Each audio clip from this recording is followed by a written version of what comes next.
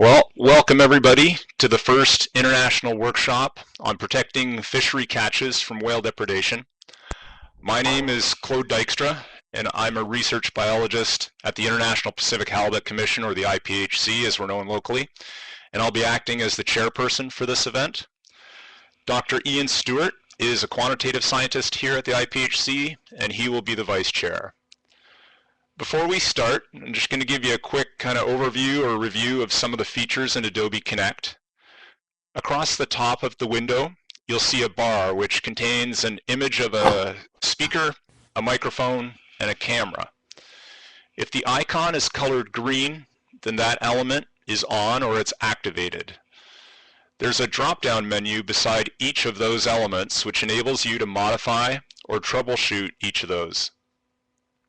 As this is a workshop, there's going to be opportunities for questions and answers and interaction with other participants. During these interactive sessions, you can either use the hand up feature, which is to the right of the camera, to indicate that you would like to speak. Staff will then activate your microphone and you will have to unmute yourself to speak. Again, when it's green, it's functional. We encourage you to use your camera at those times to maximize the interactivity of the platform and the sense of the workshop. Another way to interact, if you're having input at different times or your microphone's not working, is to utilize the chat window, which is located on the left of your screen. You can use it to post links to information, to make comments, or to ask questions.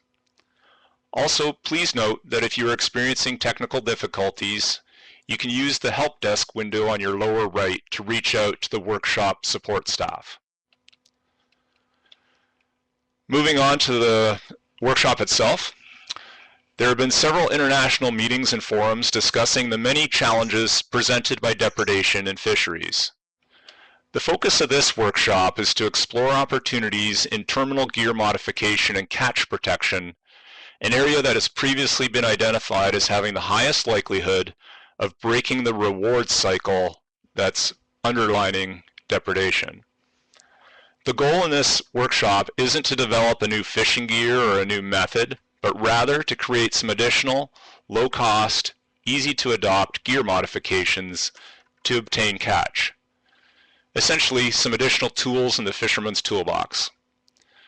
We're fortunate to have participation from a diverse group of global researchers working on cutting-edge approaches to catch protection. We've got at least 6 countries, possibly 7 now, attending actively in this meeting from different time zones all over the world, and they represent experience literally from a global perspective. With the presentations we're doing this morning, we're not endorsing a specific product during the workshop, but rather we would like people to focus on design ideas, some of which are associated with products that are under development. And in the end, we hope to come away with several ideas and devices to pilot this coming field season. The format of the meeting can be found in the agenda on the workshop's webpage and also displayed here. But essentially we'll have presentations from 3 separate groups as outlined. There will be 10 minutes allocated at the end of each group session for question and answers. Then, after all presentations, we will have a brainstorming session. And then at the very end, a summary of the outcomes and next steps. Time allocated to these items may feel constrained, but we're trying to accommodate participation from multiple time zones, and we don't want to fatigue people's attention spans. A recorded version of the workshop, as well as a written workshop summary, will be shared both online and via email links after the meeting, and we will also provide emails for continued dialogue opportunities. Additionally, we plan on reaching out more directly to the marine mammal research community subsequent to this workshop with a summary of the meeting, the outcomes, and proposed pilot ideas to keep them fully appraised and to secure their input on design ideas as well moving forward. With that, I'd like to introduce our first speakers, Lynn Solvig Sorvik and Ingunn Sorvik with Sago Solutions from Norway.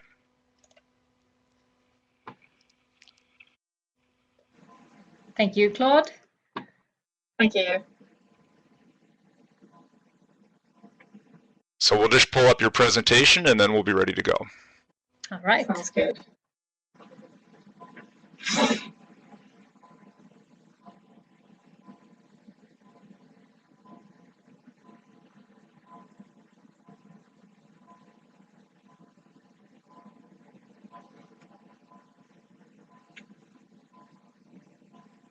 Yes. Greetings from Norway and from the Sago Solutions team. First, we want to thank you for inviting us to this workshop. We are very much looking forward to share our approach on minimizing whale depredation in the toothfish fisheries. Hopefully, some of our experience or findings can be of help to you guys as well. So hi,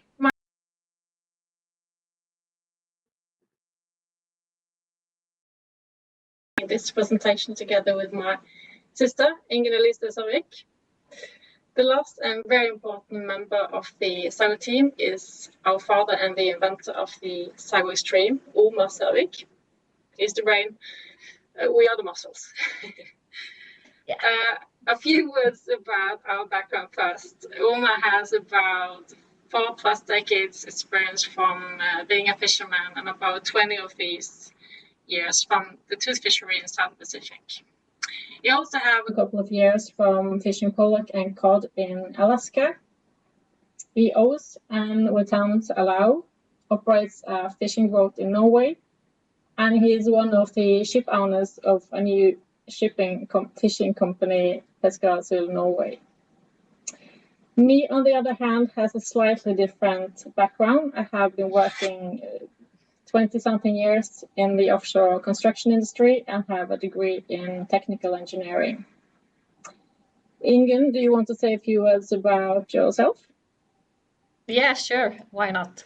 I have a degree in what's called market communication with a specialization in project management. I have worked in the maritime industry for closing in at 10 years now. First worked for a propulsion company before entering the field that's closest to my heart, fisheries. Yeah, okay, so Sago Solutions was established in 2016 with the purpose of bringing the Sago stream from an idea to hopefully a useful tool. And first and foremost, it was just because we needed it ourselves. The background being our father's experience with severe whale depredation while fishing for toothfish in the South Pacific. So on the agenda today, in our presentation, we will talk about what is the Sago Extreme, how does it work.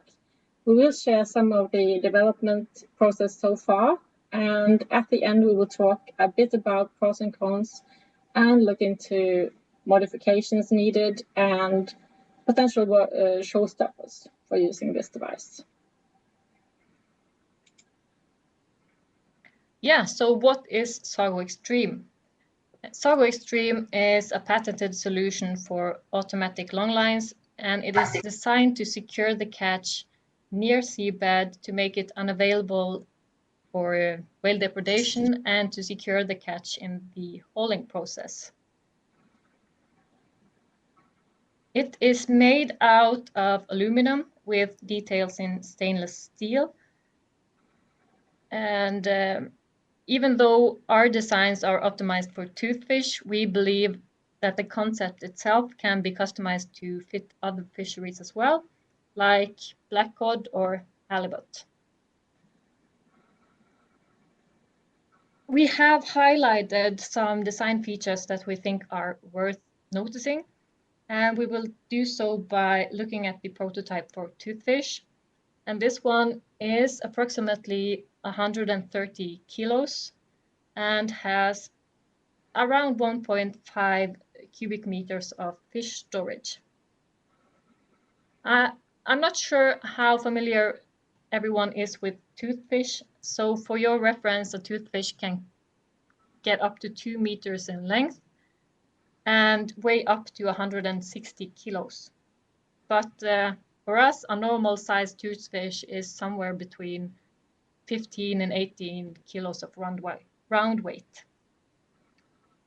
So for the first design highlight, we have the non-return hatch. And this is designed to stop the fish from being able to swim out again after being unhooked from the long line. And we have tried different designs for this feature, and we are currently trying to decide if it's needed at all. And for the next part, we have the divider in the ingoing that differentiates the ingoing long line and the already unhooked catch. The unhooked catch will be in the bottom part of the sago. And on the top here, we have the inlet pulley, which helps us to position the sago correctly on the long line. From this view, we will see what we call emergency exit for the long line, because we experienced some tangling which resulted in the unit coming up together with the tanglings at the wrong time. But this problem was solved when this design was introduced. Next, we have variable positioning for the back pulley to be able to adjust the speed and the angle of the unit. And on the side, we have holes to release bycatch and undersized fish. And we do have some wiggle room in terms of adjusting these holes to fit other types of fish than we need them to. Yeah, so to better explain how our concept works, we have created an animation to give some insight. And hopefully it will work just fine for at least most of you, but some of you might experience some lagging, and therefore we will do a quick recap after the animation and provide a link to the film on YouTube for anyone who is interested after the workshop.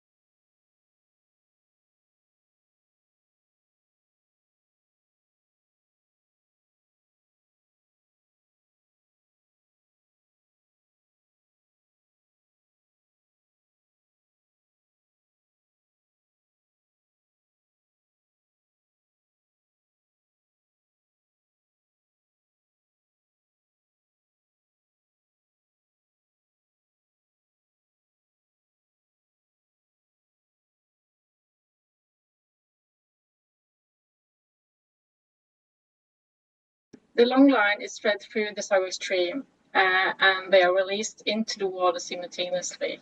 As the long line is lifted from the bottom during hauling, the gravity makes the Sago glide along the line just above the seabed or above the seabed at all. The catch is directed into the unit where it gets unhooked from the long line and secured at the bottom of the Sago. And each Sago has a designated operational length and will move until it reaches its stopper. It is then hauled with a long line, and the amount of Sago units you'll need will depend on the volume needed to secure the total catch. When the Sago reaches the surface, the unit is secured and lifted on board the crane.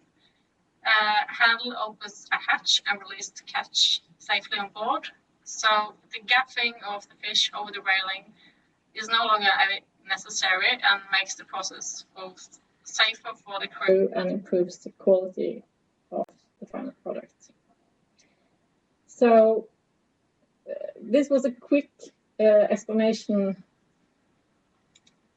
of what Sago is and how it works. Now we want to take you a little bit back and talk about the development and test process we have had while prototyping the Sago stream. Because we have tried, failed, learned, and tried again many times around. The development has been done with the support from Innovation Norway through their industrial research program. And the same year we started, we joined forces with our partner Fishery, who is a Norwegian supplier for fishing equipment. So over the years, we have conducted various tests to see how the unit behaves on the long line as well as other different aspects to our design. I try to point out, let's see.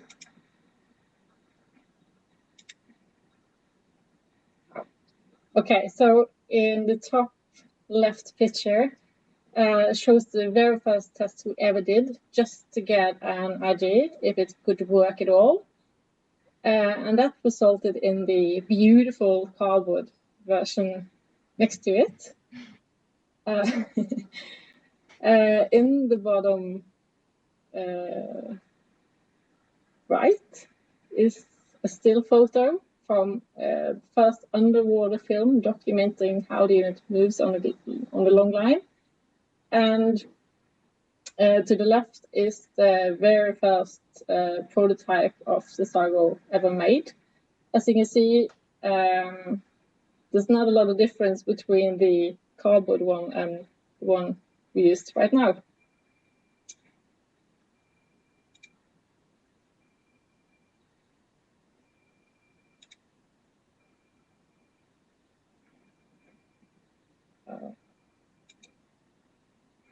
So the testing has been done by using 2 different vessels and locations in Norway and Uruguay. The first one is our own vessel, MS Remo. It is about 21 meters long and it's equipped with automatic long lines. So all the tests with this vessel has been in different locations by the Norwegian coast. For the deployment of the Sago, we built a ramp on the stern of Remo. The Sago was dropped as the long line was set. We also added an overview picture of the deck and what me in England sometimes refer to as a mess on board Remo. As you can see, as you might see, there are 3 different types of Sago, various sizes. The smallest one in the middle being the very first prototype. And in the bottom right, we also have a picture for the auto line setup we have on board on Remo, just for your reference.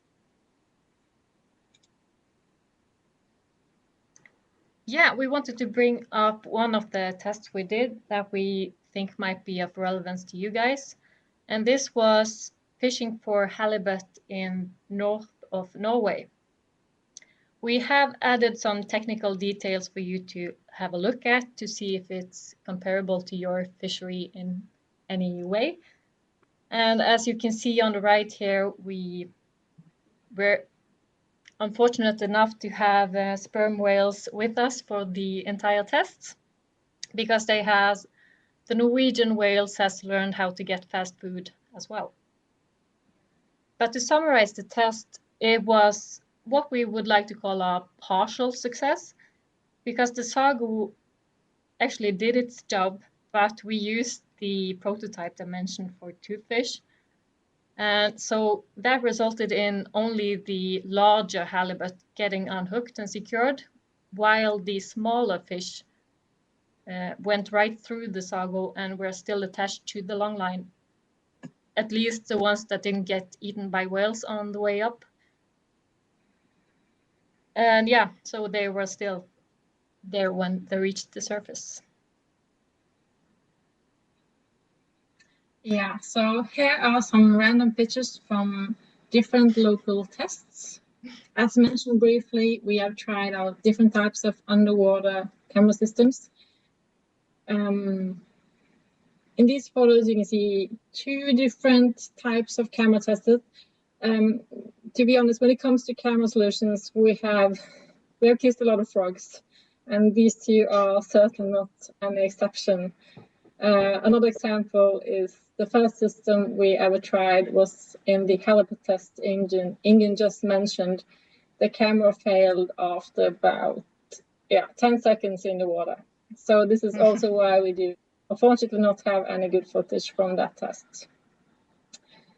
So even though we do have a unique possibility to film the hauling process, find a good camera with the right specifications has been a challenge. In these photos, you can, in the top right, you can see one of 2 of the stoppers for the Sago Extreme. And yeah, it's a bit delay, I can see.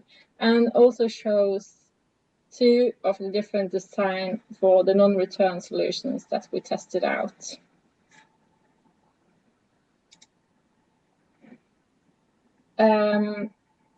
On the left, I'm not sure what my pointer is at the moment, but at the left you can see one of the very first time we ever used bait on the long line during a test. This was a very fun day at work. The catch was not damaged by the Sago, but it does have some marks from lice, as you can see.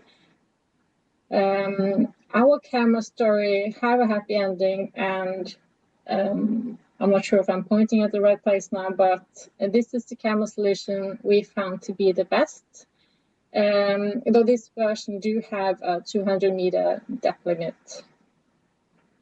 The Sago on the ramp is ready to be launched, and in the picture next to it is the Sago coming out of the water after a test.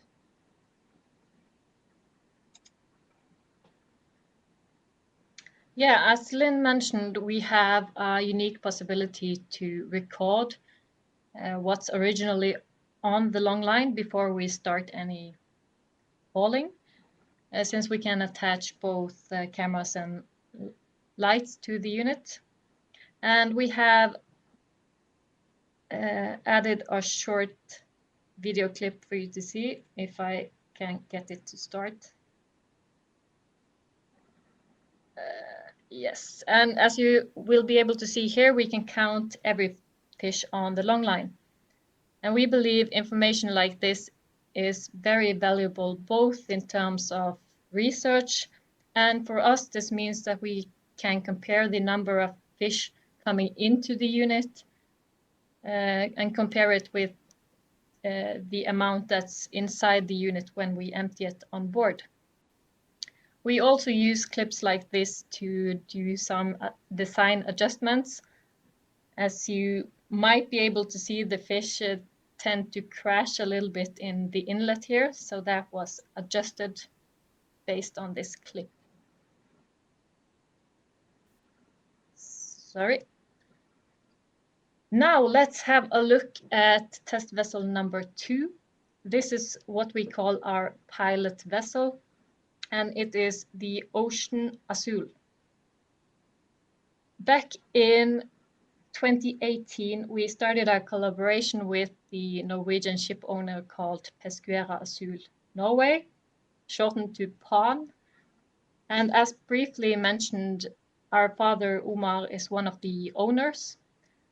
And they started this company when they saw that the Sago concept could work, and there was a chance to have an economical and sustainable sound fishery for toothfish.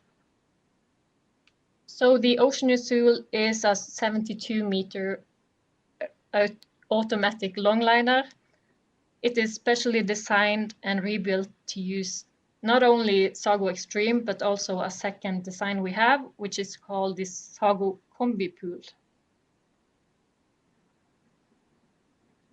So in 2020, the vessel was completely rebuilt and ready to leave Norway for its new home port in Montevideo, Uruguay. And on board, they had 25 prototypes of Sago. What you can see here is a part of the Sago Combi Pool design on board Ocean Azul. The Sago Combi Pool is a 12-meter extension module at the stern of the vessel, and this includes an indoor setting and hauling pool for the longline and for the Sago units. And at the bottom left here, you can see the slide we used to set out the Sagos. And when the long line leaves this vessel, it is already under the water. Of course, it is designed by us, so it fits Sago like a glove. But just to clarify, it is not needed to have this sort of setup to be able to use the Sago Extreme. Here you can see how we lift it out of the pool. Pros and cons, Lynn. Pros and cons. Yeah. We're going to have a look at pros and cons. Did it function? Cost in terms of money, safety, time and storage, modifications to consider, and potential showstoppers.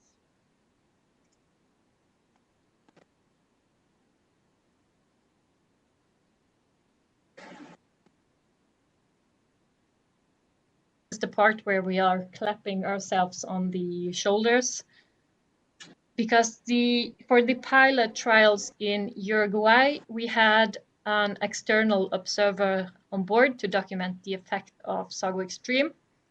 And this was done by comparing similar lines with and without the use of Sago Extreme. And we also used Sagos on small parts of a total line, so we could see the difference there as well. Unfortunately, they were fishing so deep that we weren't able to use our camera equipment, which had a 2,000-meter limit. But the results in the catch speak for itself, because of all the toothfish we caught, 90% came from a Sago Extreme. Yay. Of course, we did see some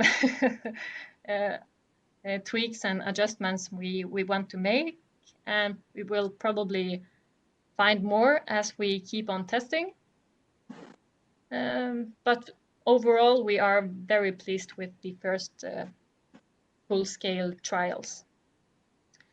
One thing we could mention is something that caught us by a bit of a surprise, and that was the amount of bycatch. Sago doesn't produce any bycatch. It only unhooks what's already on the long line, and it even sorts out the smaller ones.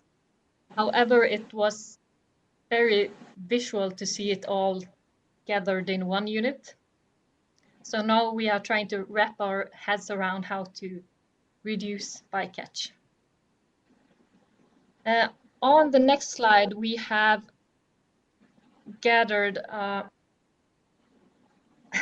video clip where we are emptying Sago Extreme for toothfish and bycatch. And what you will see is that this unit is clearly too full, and I understand that may sound like bragging, but it's not ideal for the catch when it gets as full as this one. So this was resolved by reducing the distance that the sago moves on the long line, and this is easily done by setting the stoppers closer to each other and use more sagos to cover the same line.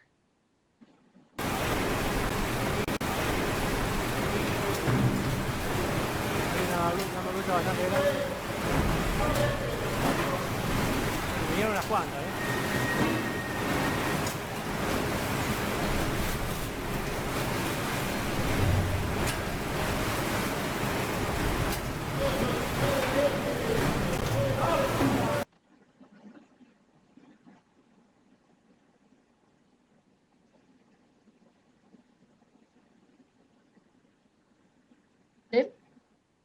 Yeah. Yep. Sorry, guys. We don't believe everything is comparable from our fishery to yours, and we also want to point out that we are still very much in a testing phase. Up until now, we have had like a proof of concept focus and just finding good solutions for the tooth fishery. When it comes to cost, the prototype has had a really high production cost, and the ones we sold to WS001 cost around $10,000 each. That said, it is very difficult to predict any price for a halibut customized version. There are so many variables that comes into play. So in regards of time, we can use Ocean Azul as a reference, and they use around, I think it's 2 minutes from the sago reach the surface to they start hauling the long line again. So having a good process on board and the right facilities are key when using this method. Yeah, and when it comes to safety, the unit gets really heavy when it's lifted out of the water, especially if it contains a lot of catch, of course. So this is a critical phase, especially in rough weather conditions, and a legal lifting device is absolutely necessary to lift them out of the sea. So good safety routines for handling the units are required.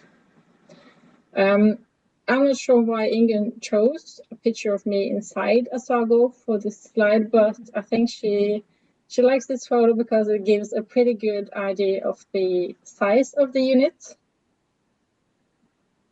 Yes, it does. And it says something about the storage that's needed for this specific design, because the design as today is not stackable because we don't have that need on our vessels. But that is something we can look into if there are any interest for it. Depending on how you use the sago and the capacity of the unit, we can imagine the need of somewhere between 2 to 10 units,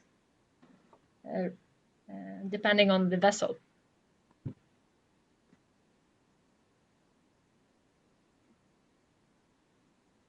So when it comes to showstoppers, I would say the definite biggest one is that from what we understand, this fishing method is not approved in the US or in Canada at the moment. And as mentioned, this system also requires lifting and storage facilities on board that could be a potential showstoppers for these smaller vessels, perhaps. The sago is also, as mentioned before, designed for toothfish, which is mainly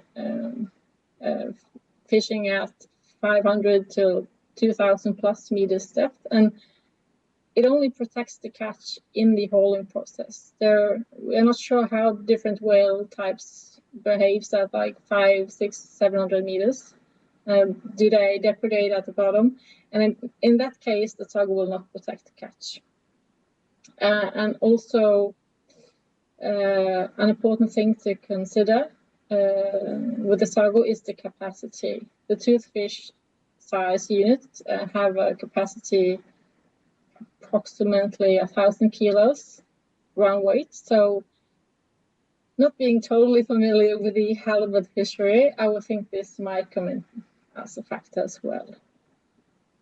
When it comes to modifications to consider, there is, of course, a need to adapt size and design to fit the halibut fishery and the vessels. And for us to do so, we do need a deep understanding of your fishery. We are also currently looking into solutions and design that can increase the survival rate of the bycatch, as Ingen mentioned earlier. This also includes maybe rethinking hook design and size, and we think this can come into play because using the Sago does change some of the function of the hook. We don't have to secure the catch all the way up to the surface. When that is not longer a priority, new possibilities arise. And one of our theories is that the sucker hook is probably the one that ensures most catch up to the vessel, but that is not the one with the highest fishing rate at seabed. So we would really like to just test out that theory. So all in all, if it looks like the Sago can be a good fit for the halibut fishery, we can definitely have a look into making a customized version and visit your fleet to get a better insight and the best potential foundation to do so. Yeah. So yeah, we have reached the end of the first part of our presentation, and we are ready to do some Q&A. And I also want to say, please feel free to contact us after the workshop. You can find all of our contact information on our website, which is sagosolutions.no, NO for Norway. Thank you. Lynn and Ingen, that was a great presentation. As we go through these talks, we're recording the questions as they come in, both in the chat and if people put their hands up. We encourage you to do either or both. So the first question we have is from James Johnson. Do you want to go ahead and ask it yourself, Jim?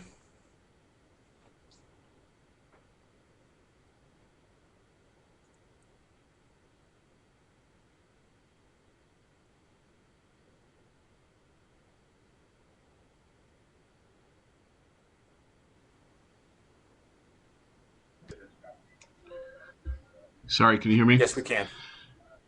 Sorry, I have two meetings going at the same time. It's never a good idea. Thank you for your presentation. It's very informative. I did know something about your product, but it sounded like when you started your slide presentation, you said something about your experience using the Sago product for the halibut resource, and I thought I heard something about whale depredation. There seemed like there was something Yeah, I was understand your unexpected about question. that, or No, it was not Yeah. unexpected. I'm sorry for being unclear. We did expect the whales to be there, and that was why we were testing the Sagos for halibut. So sorry for the misunderstanding. No. I mean, I understood that part. But was it not as effective on whales in the halibut resource? It was not as effective. Yeah, it worked perfectly. No, it was just as effective as we wanted, but the smaller sized halibut was too small for the unit we used. The unit we used was the dimension for toothfish. Yeah, so it basically didn't protect the small. That's clear now. Thank you.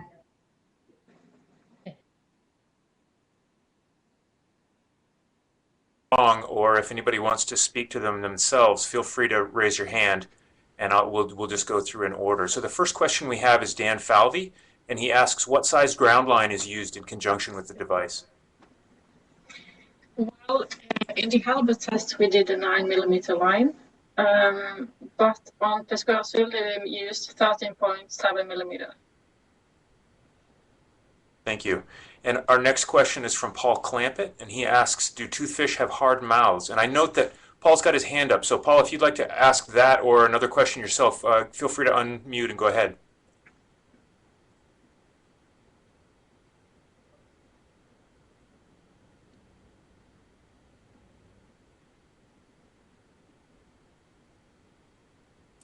We are going to have some challenges with audio today. So what we'll do is we'll give people a second. And if they don't come through, we'll go ahead and just do the best we can with the question and move on. And if you want to keep trying, we'll work with you behind the scenes, Paul, and try to get your mic going.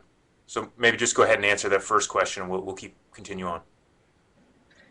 Yeah, I would say yes. Omar, if you want to elaborate a bit, but if you're thinking about how they manage the crucifying, is that there are not much damage when they're crucified. Okay, the next question we have is from Colin Jones, and he asks, is there any indication of targeted catch being damaged by other species while the unit's still underwater, presumably while it's mixed up and being hauled to the surface? Could you repeat that one again? I can answer it. Yeah. No, we haven't seen any sign of damage. The quality of the catch has been very good. Perhaps to expand, do you have many rockfish associated with these fisheries that have a lot of spines and things? No, we don't. Do you? Some places, yes. Okay. Thanks. So the next question is from Dave Boys, and he asks, it has a crucifier?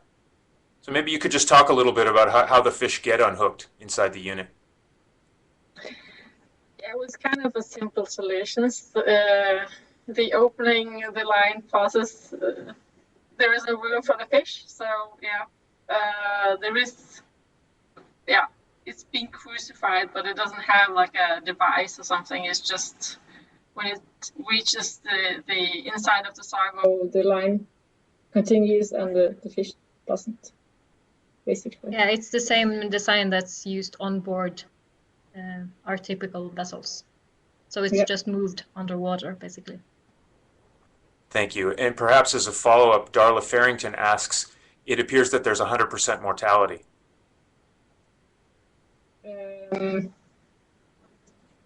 100% mortality, the crucified fish? Perhaps that's what the question was. Maybe you could speak to the dimensions of the escape circles for bycatch and small fish? I don't have those measurements in the top of my head. Do you, Lynn? The size of the holes in the sargo stream? Mm. No, I don't, fortunately. And since presumably we haven't those been could able be. Give me 100 millimeters, my father is saying here. He has some troubles with his sound. So I will pop in and help him for 2 seconds. Yeah, okay. Thanks. Perhaps we can park that one for later discussion about how those may or may not be modified for different fisheries. The next question is from Noelle Yoakum, and she asks, did you get any... Yeah. She asked, did you get any footage, and I assume video footage, looking at the bycatch escape openings? No, we didn't, because when we finally found good camera solutions, we found that it worked down to 2,000 meters, and the test area was about 2,400 meters. So unfortunately, we were not able to use the newest camera equipment. We don't have any footage of the bycatch escaping. Thanks. Our next question is from Garrett Elwood, and you may have spoken to this, but he asks, how much weight was in the sago full of toothfish? together with the bycatch, I would think around 2,000 kilos at most. But it was completely packed. It didn't look good. And that would be the larger version, not the small prototype that you had? That is the largest version, yeah. All of the ones at WS001 are the same size. Thank you. We've covered Jim's question. The next question is from Mike Pohl, and he asks again about what is the dehooking method, and is there a lot of damage to the fish? Well, the dehooking is crucifying. I'm not sure if that's a term used or because no, when it comes to damage, no. In toothfish, there are not much damage done to the fish. But crucifying, I'm not sure of the term in the US, but as I said, it's the same like on the boat, that the line continues and the fish doesn't. It stops in the inside of the sucker. And the next question is from Alexander Stubbs, and he asks, have there been any studies on halibut mortality as they go through the crucifier as a small fish? We don't have any studies of that, but that is a really important thing to have a look at. And just the first one we want to look into is how to reduce the mortality, and also, for instance, with the toothfish version, the small one just slipped right through. So maybe we can look into that.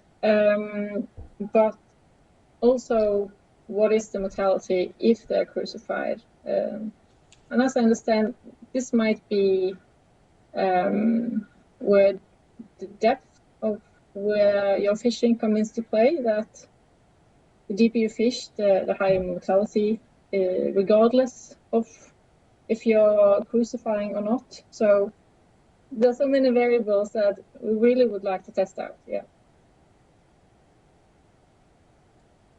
Okay, we have several people with hands up now, so I'm going to go to Paul Tixier first. Go ahead and unmute and ask your question if you'd like. Yeah, thank you. Thanks for the very interesting presentation again. I know some of the fisheries, and especially toothfish fisheries, will be potentially interested in testing the sago in the near future. I was just wondering, what are the steps to undertake, and what conditions and should be met before such test can happen on your end, and if it would be conducted through a collaboration, a simple collaboration between the fisheries and you. Do you want to comment on that, Ingun? We are. Sorry. Yeah, we are testing in the tooth fishery using the Ocean Azul as a pilot vessel. Are you thinking expanding from that, or?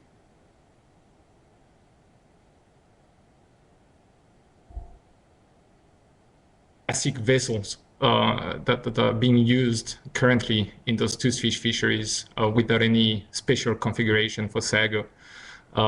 And if there are some specific conditions that should be prepared before testing.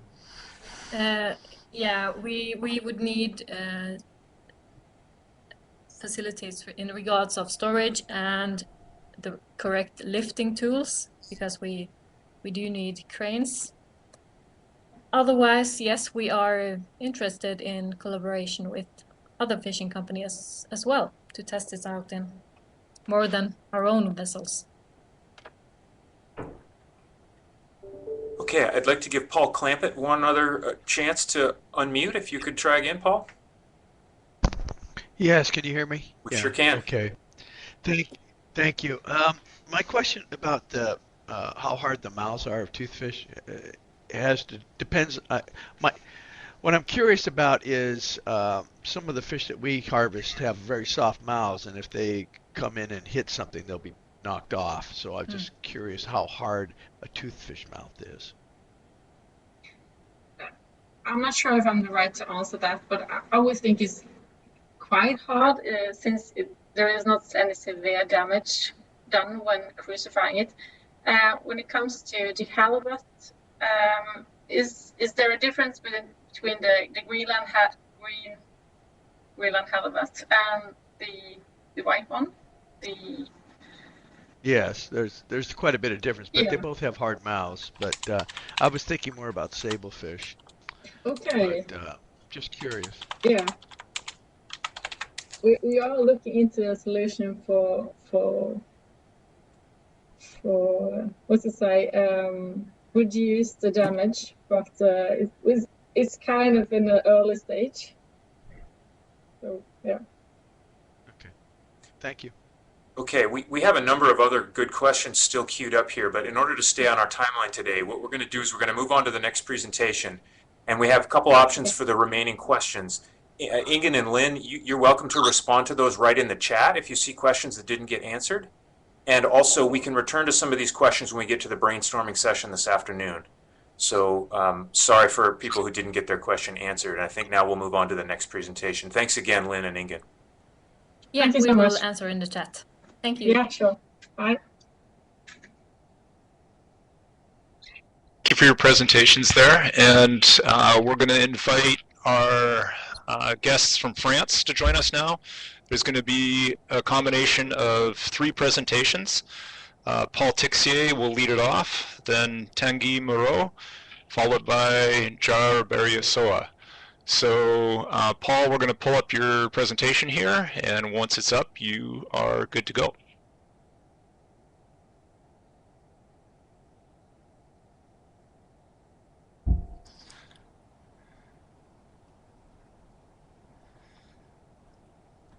All right, I can see the presentation now. So yeah, thanks to the organizers for inviting us to contribute to this workshop. So my name is Paul Tixier, and I'm going to initiate a series of 3 presentations, as you said, all about the shrouding devices that have been either tested or that are being currently used to mitigate depredation in longline fisheries, with a special emphasis on the trials that have been conducted in the French fisheries. And the team of researchers here are part of 2 research institutes, the French National Institute for Sustainable Development and the French National Center for Scientific Research. Just to give you a brief overview of how it's going to go, I'm just going to give a quick introduction on the different projects with the focus on the shrouding devices that are actually being used in the real fishing conditions in commercial operations in toothfish longline fisheries at the moment. And then right after me would be Tanguy Moreau presenting the Orca Depred project, and the device is tested in longlines, vertical longlines in the southern Indian Ocean. And then Enzawa and Pascal will present the Prada project with devices tested in pelagic longlines. So just to give you an update of the research we've been conducting in the toothfish fisheries, these are the 7 main toothfish fisheries we've been working on over the past few years, ranging from southern Chile to Heard and McDonald Island, on the subantarctic waters. And these fisheries all use demersal longlining to target toothfish, which was introduced in the previous presentation.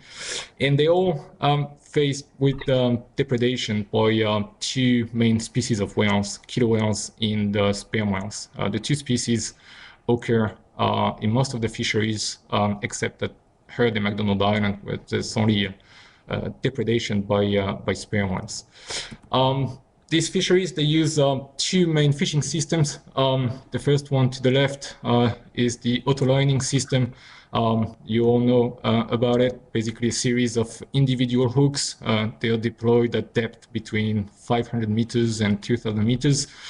And to the right, the other system is the trotline system, which differs as it's basically a cluster of hooks that are deployed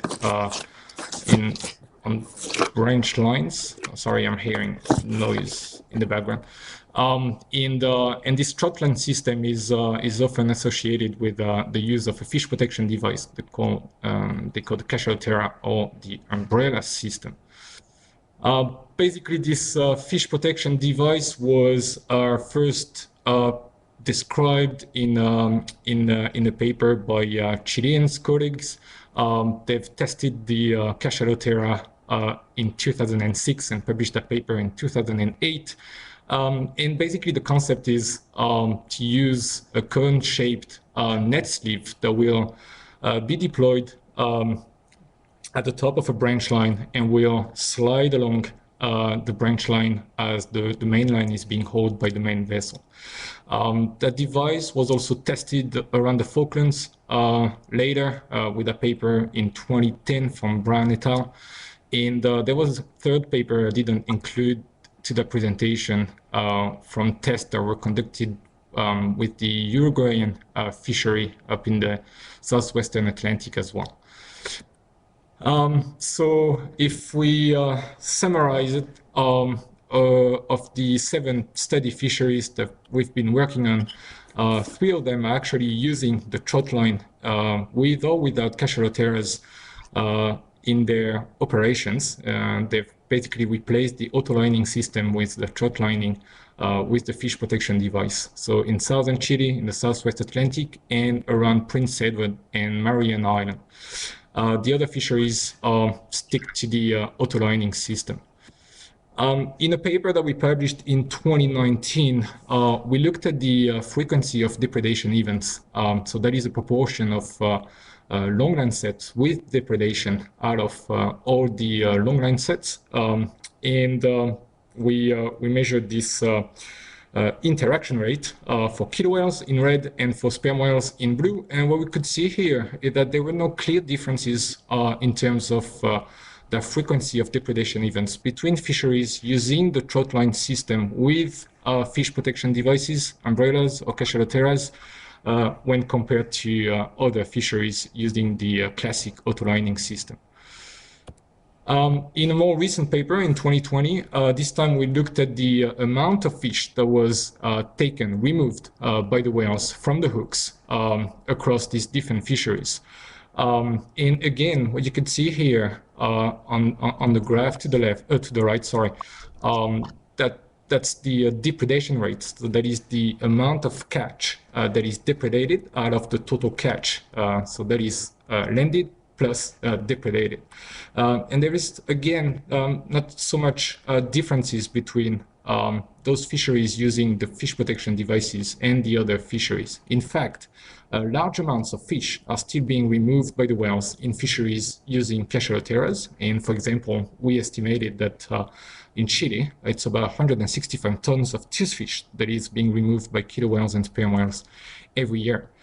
The problem is that we still don't know how those devices affect CPUEs, and especially how do they affect the reductions of CPUE due to depredation. The reason is there is still a large uncertainty around what sets or hook clusters are being equipped or not. It's really hard to find that in the data, and there's a real need for finer scale analysis there.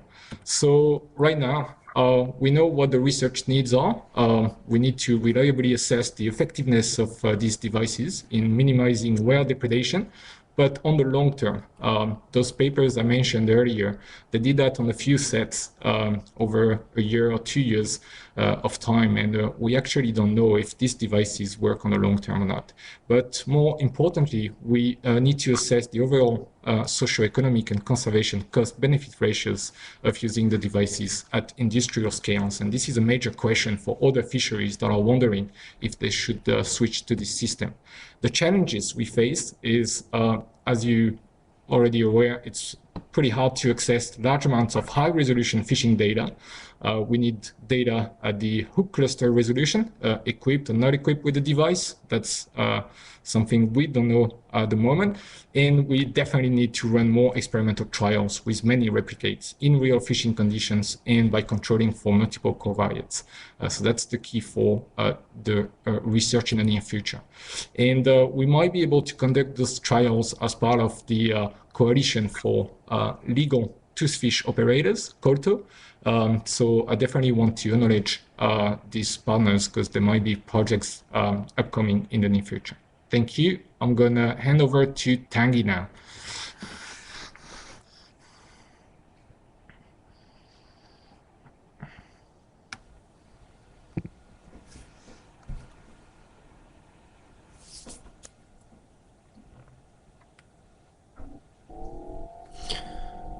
So hi everyone, I'm able to see my presentation. So in the part of the work of what Paul showed to you, there was the Orca Depredation project, and I'm going to show you what fishery catches protection we test in the sample on Amsterdam fishery of blue-eye traveler who face depredation by killer whales. So it's applied. So there we go. To begin, what is the Orca Depredation project? His principal objective was to assess the ecological and socio-economic consequences of cetacean depredation on the longline fisheries of Austral French EEZ fisheries on the South Indian Ocean fisheries in Saint-Paul and Amsterdam. So those fisheries fish toothfish and blue-eye traveler in Saint-Paul and Amsterdam. On this project of the National Research Agency, who melt different research agencies, was working on 4 points, where study first the feeding behavior and the interaction of the whales, orcas on sperm whales with the fisheries. After we evaluate the socio-economic consequences of this depredation, when we measure it. On third work point, what to study the practices and characteristics who influence cetaceans on vessel interaction. So what can influence the phenomenon. On the fourth point, who is the one who interests us today, is use technological approach to eliminate the depredation, so develop some mitigation systems. So this project was between 2018 and 2021, and I'm gonna show you what we tried on the Saint-Paul and Amsterdam longline fishery. So this fishery have just one boat who's fishing only 30 days a year for fishes. He's using 15 vertical long lines of approximately 100 hooks. What they target 3 species, latris, polyprion, and hyperoglyph. Hyperoglyph is the fish who's called blue-eye traveler, and there is killer whale depredation on this fish only, with high interaction rates, and we are measuring the depredation rates on this fishery actually. So why testing devices in this fishery? She got 2 principal advantages. So first of all, it's an artisanal scale longline fishery. So it's very easy to use an experimental device because it's not an automatic longline system. And the boat fish on very small zones, so it's easy to try to go to have the levels of interaction with the whales like we need, so we can go in fishing zones without whales and with whales, so it's easy to monitor the experiment. So I'm gonna present you 2 mitigating system we test in this fishery. So the umbrellas, not the same that Cachalotera, but the umbrellas on the modification of the fishing device, the shorter snoods. So first of all, the umbrellas are 475 centimeters rigid plastic filaments for each hook of the long line.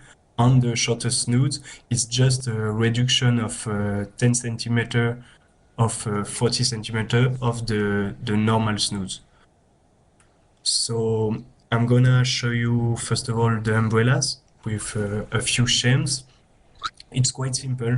As you can see, there is a hook on the vertical long line with the four filaments of 75 centimeters on 0.6 centimeters of diameter. And they are fixed to the muzzle line, and they are half sinking in the sea when the device is in fishing position. And where the fishermen are holding the long line, the snood and the umbrellas covers the eventual fish on the hook and protect him of the orcas. I'm gonna explain that. So that's a shame of the general fishing position. So why use this device? First of all, the hypothesis of work is that it reduces the catch palatability and to reduce the ease of beating for the orca, like in visual way and physical way, because as you see on the picture, the fishes are big and easy to beat. So we expect that this device will cover them from orcas. So why this device? It's very low price and easy to build quickly for the fishermen. The experimentations, we made them in November of 2029 with 100 experimental long lines, one control and one experimental socked on the wall, with a session with orcas and without orcas. The picture there, you can see it's a depredation event on the hook with this device. The first results of this experimentation, first, without orcas, we can measure the effect on fish capture. So with this device, we lose like 50% of the catches of blue-eyed traveler, what means a loss of more than 6 fish for 100 hooks with the device. On the pure effect on depredation, with orcas, we can show that the device is able to reduce of a half the phenomenon of depredation.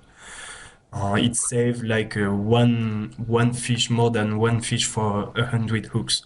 So that's the first device we tested.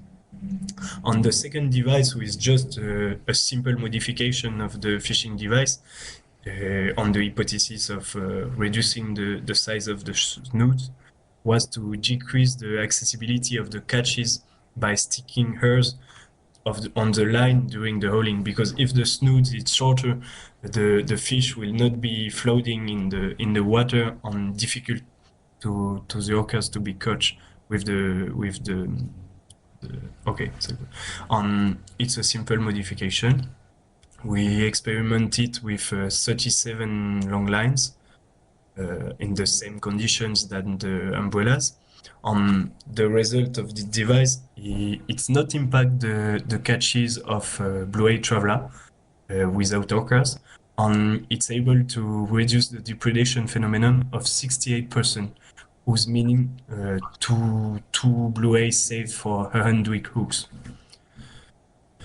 So to conclude with these two devices were combined in some occasions on experimental long lines. When the two devices are combined,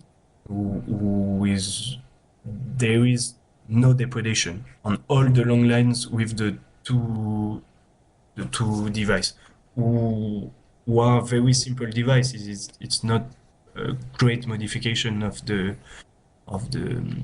gear. So what's coming after that? Because there are only the first experimentation. We work on two new points on this precise fishery. The first one is to enhance the umbrella device.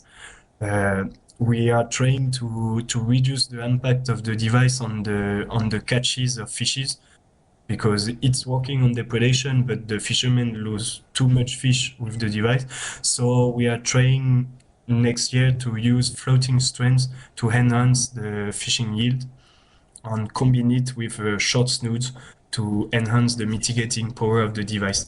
And as you see on the shell, the floating umbrellas in the fishing position will make accessible the hook and the bait to the fish. And in hauling, with the kinetic energy of the water, the plastic filaments will be on the fish and have we guess, the same effect that we showed before.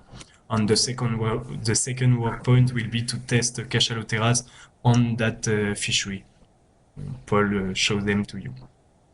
So thank you to listen. I'm going to pass the presentation to Njara and Pascal.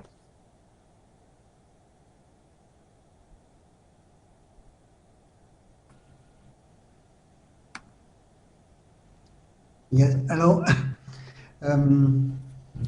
Just before giving the floor to Zara, I would like to recall briefly the context of our work on the depredation mitigation technology in pelagic longline fishery in the southwest Indian Ocean.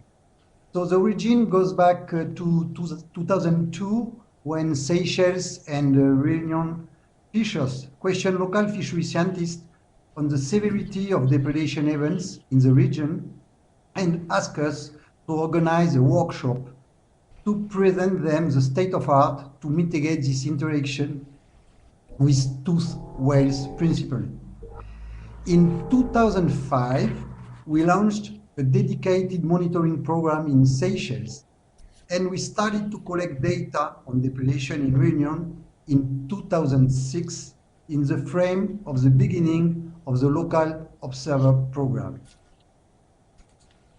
We wait to 2010, again, the pressing demand of fishers leads us to start to think about technical solutions in the frame of NZARA PhD.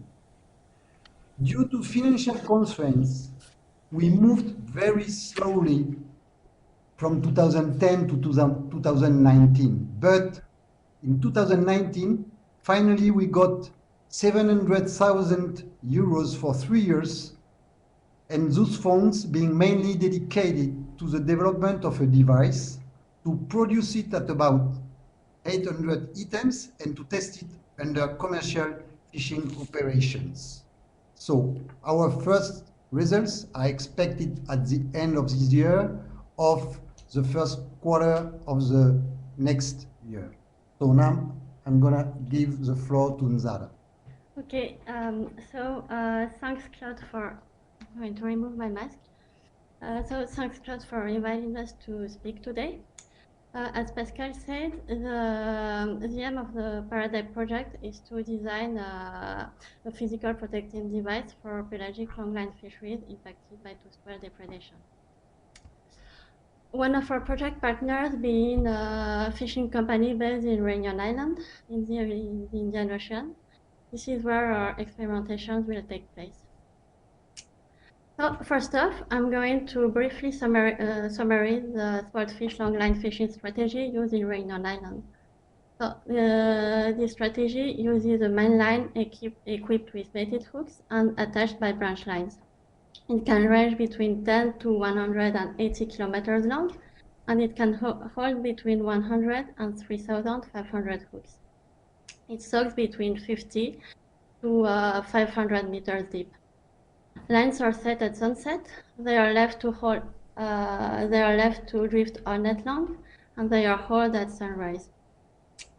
This fishery mainly target sportfish species, but tunas are also some important commercial species. In Réunion Island, pelagic longline fisheries are impacted by both shark and toothed whale depredation. Generally speaking, shark depredation is more frequent, but when depredation occurs on a given set, toothed whale depredation leads to more damage on the catch. So, designing an effective depredation mitigation device for this fishery is challenging. Captured catch soak in the water for several hours and can be depredated anytime. This means that we have to protect the catch as soon as it is hooked. Protecting such a long line equipped with so many branch lines is tough, and acoustic mitigation devices were previously tested, but they didn't prove to be effective in the long term. So we chose another approach.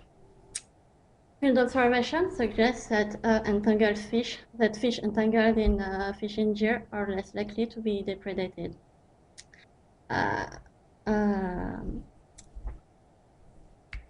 Thanks to their learning skills, toothed whales may associate tangled device with danger if they have experienced a prior negative interaction involving tangled device. So this is how we got to the idea that physically protecting the catch may be an effective solution to depredation. We tested the first two devices in Seychelles in 2007 and in 2008. And the spider was named after its 8 polyester legs, while the net sleeve was made up of fiberglass mosquito netting. Both devices were attached on top of the branch line, thanks to a triggering system. So how did they work? So when the fish was hooked, it pulled on the branch line, and that triggered the device, which slides down the line and covers the fish. Spider showed a better coverage of the fish than toothed whales, but none of them proved to be effective against depredation, since protected catch were nevertheless depredated. Positive outcomes were observed, but speed reduction of the hauling and the entanglement with the line were quite prohibitive for the fishers. So even if those trials were not conclusive, we were able to assess the operational constraints we have to face when designing this kind of device. During the last decade, we made some attempts to design different devices, and we learned a lot from those attempts. We came up with Paradept. So Paradept is a mitigation device made up of protective nets designed to simulate a cast net, which will cover the fish. This protective net will be stored inside a stainless steel case, which will be attached to the branch line. And an automatic triggering system will be used to unlock the case and to release the net. So how does it work? The device will be attached on top of each branch line during the staging operation. When the fish is hooked, this will activate the triggering system, resulting in the unlocking of the net and the release of the net. And thanks to gravity, the cast net will slide down the branch line and cover the fish. So we choose to use net material to design the protective system to improve the device protection skills. With the spiders, predator had access to the fish when it was horizontally pulled during the hauling operation. However, we believe that with Paradept, the net will stick to the captured fish and simulate an entanglement the whole time during the soaking and when the branch line is being hauled. So Paradept will provide 3 protection skills: a physical protection, a visual protection, and a passive acoustic protection by the use of stainless steel material.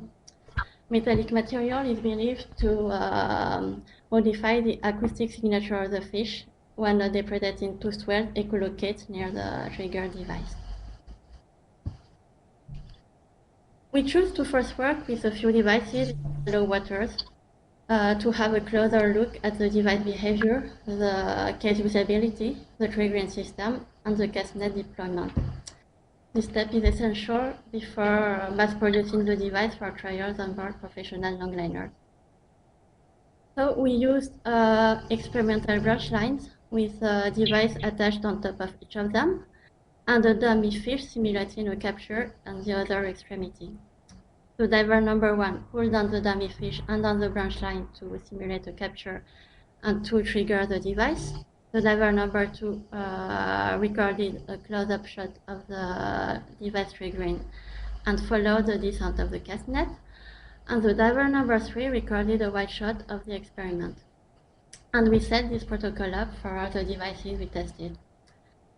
We collected some data related to the device behavior during the experimentations and during the video analysis. So devices 1.1 and 1.2 were made up of 4 line unveils.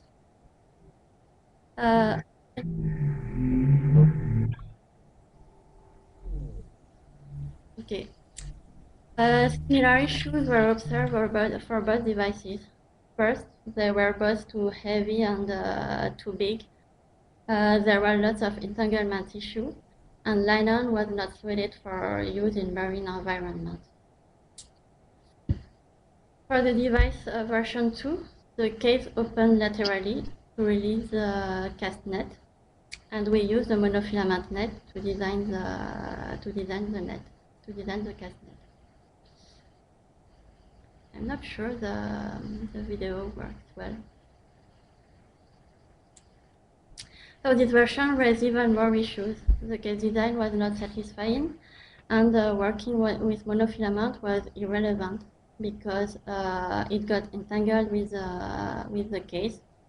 It deployed badly, and it was very stretchy.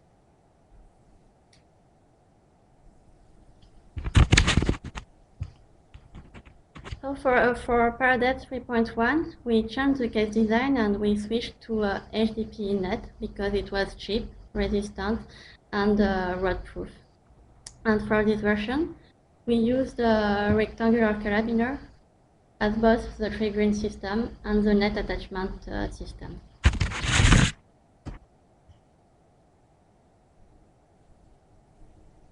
Work? So this version started to meet some of our expectations, such as the use of a carabiner and the general design of the case. However, the behavior of the net was still disappointing because HDPE was too bulky and too rigid. It didn't come out of the case easily, and it didn't deploy very well. And the use of the rectangular carabiner led to more entanglement issues.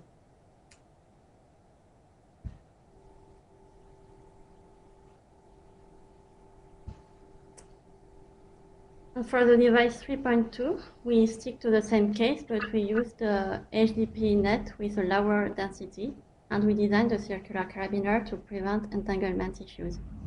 So I will let Pascal show you how the device works. So the net is stored inside the case, and then the case is locked and set on the branch line during the line setting. And then the branch line is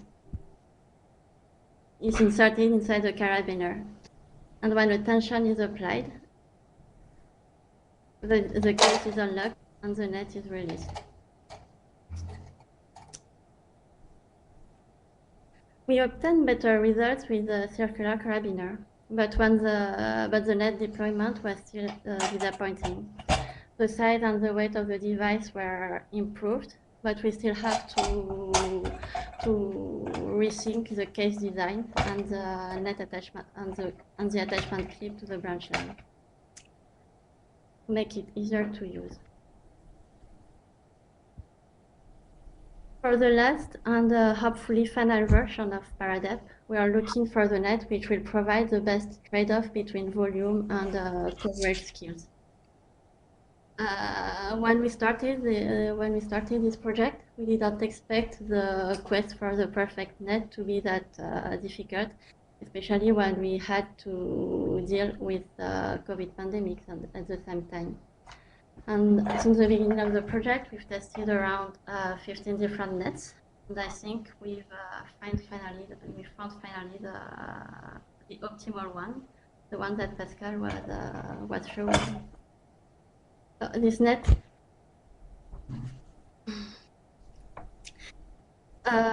This is a very promising low-density polyester net, because for the same net surface, the occupied volume is reduced by more than half. And trials of that net were conducted in Reunion Island this morning. We haven't seen the images yet, but we have very high hope that they deployed quite well. If we are able to reduce the cast net volume, we will reduce the case size as big as that.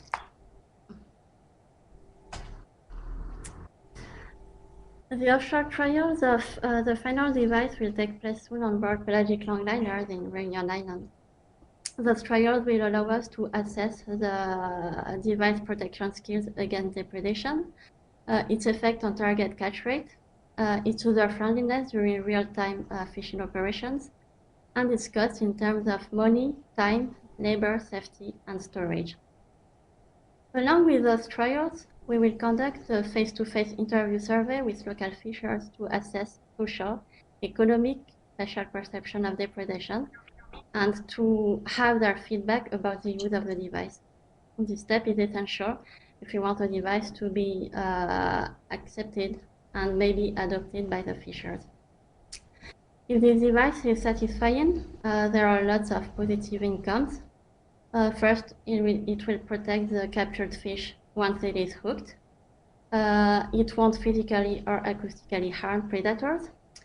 It can be used by any hook and line fishery impacted by depredation, and we hope it will be easy to deploy and to use.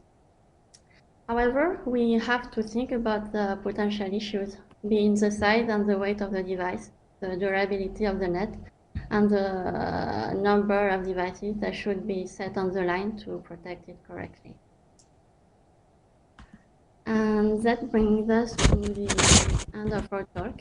Thank you all for your attention, and we'll be happy to answer your questions with Paul, Tanguy, and Pascal.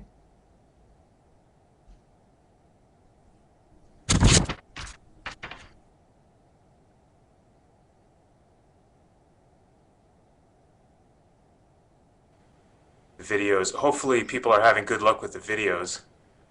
We're seeing them fine here at the IPHC. We don't see it fine here. So at this point, if you have questions for these three speakers, please go ahead and either raise your hand or put something in the chat box. I see Noelle in the chat with her hand raised. Go ahead, Noelle. Thanks, Ian. Can you hear me? Sure can. Oh, great. Well, thanks for the presentations. That was really interesting. I guess the one thing I was curious about with all of these devices is you could speak a little bit to how it affects operations and how much extra time it takes for setting the gear or getting the fish off the hooks.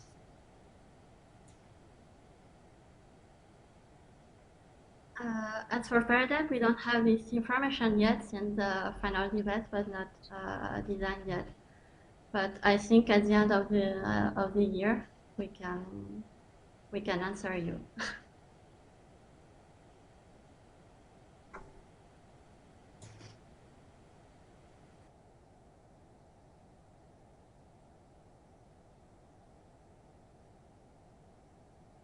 We'd like to assess and measure someday, hopefully soon. We know it takes much longer for the fishermen to set up a trout line with the Cachaloteira because they're doing it manually. So basically, the hooks that are part of a cluster are all baited manually, which is much longer. So they will be able to bait a much lower number of hooks when compared to the auto lining system, and same goes with the hauling process. And the time it takes to manipulate the umbrella around the cluster, get it ready for the next deployment and everything is definitely an information that we don't have at the moment, but we like to include in the test.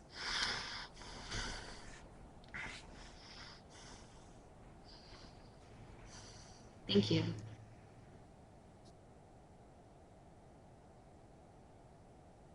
Yeah, I guess that was kind of my question is, it seems to me it's almost inconceivable that people would restructure their vessel and stop using an autoline system if this didn't provide a tangible benefit. And I mean, isn't it true that artisanal fisheries in Chile use almost only cachaloteras, or am I off base there?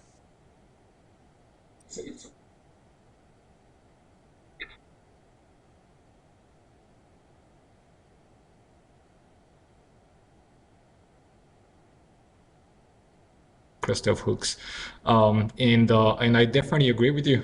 There are benefits out there, and we're just wondering which are those exactly, and those benefits could be suitable. I mean, applicable to other fisheries as well, and to identify those factors that would make those benefits even greater for the fisheries.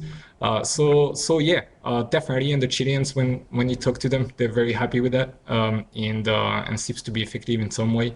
The trick is to scientifically highlight and identify those drivers and factors of success.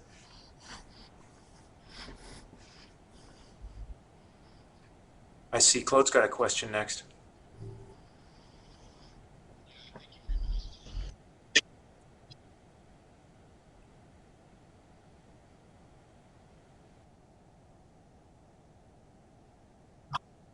Are they currently being made of? And then on your proposed work where you would have filaments that kind of stayed up and out of the way of the hook during the fishing, but would maybe reverse direction when the gear is being hauled and then cover the fish or protect it.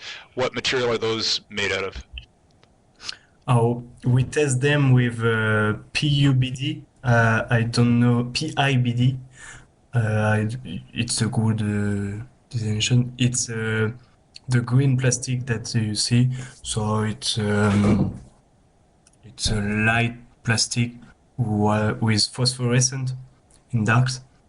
But on the next umbrella gear will be used with polypropylene with a density of I don't have the density now with me, but a density lower than water. Yes, it's floating.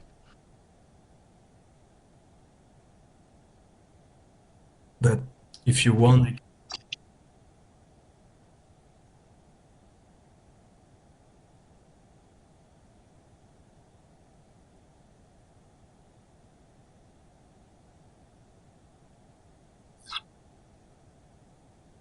Okay, and yes. then the second question is, what sort of considerations have to be made with either device? Well, you haven't tested the second one, but with the current device, with setting and hauling, does it cause any challenges there?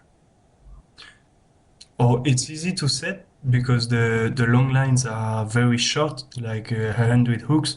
On they made them like there are 15 of them, so they made them of in the beginning of the fishing session, and they use them like all the fishing session, all days, like 2-hour walks for 3 or 4 fishermen.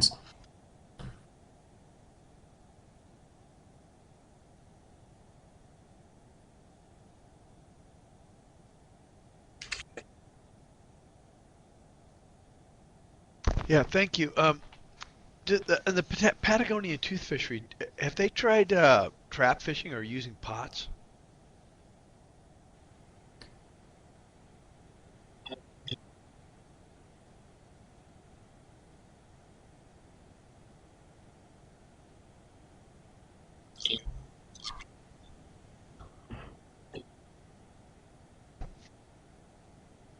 And just as an example, many types of traps were tried off the Crozet Islands in 2009, I believe, on a dedicated survey. They tried like 100 different prototypes or something. But the main issue down there was the bycatch of crab species. And basically the pots will be full of crabs very, very shortly after being deployed. And at the end of the day, the CPUE was much lower than the longline CPUE. And it did prevent depredation from occurring. Killer whales came, had a look at the pods, see what was going on, but just left. And other longliners were in the area, and they just got not interested in the pods. But the CPUE was too low for that approach to be implemented large scale for that fishery. But it's definitely something still to be considered in other regions where the crab issue in potentially the CPUE might be a little bit higher tooth fish using pods. Yeah. Thank you.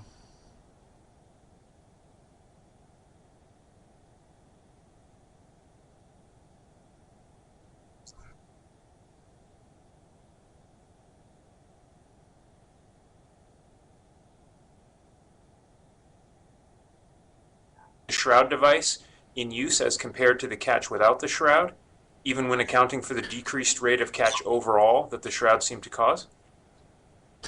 I will. So the reduction of 56%, it's not on the there was not an amelioration of the catches, but it's a reduction on the depredation rate, on the depredation intensity. So in reference of the normal depredation rate on the long lines without the devices. In terms of catches, it's like 1.23 blue rays for 100 hooks. The norm.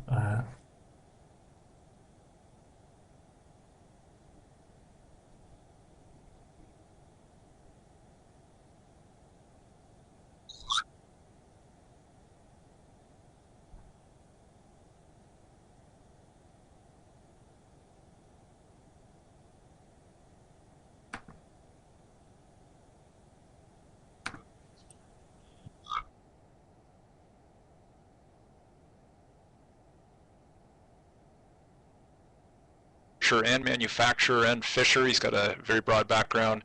And his cod coil devices are rapidly being adopted in some of the non-flatfish fisheries in particular.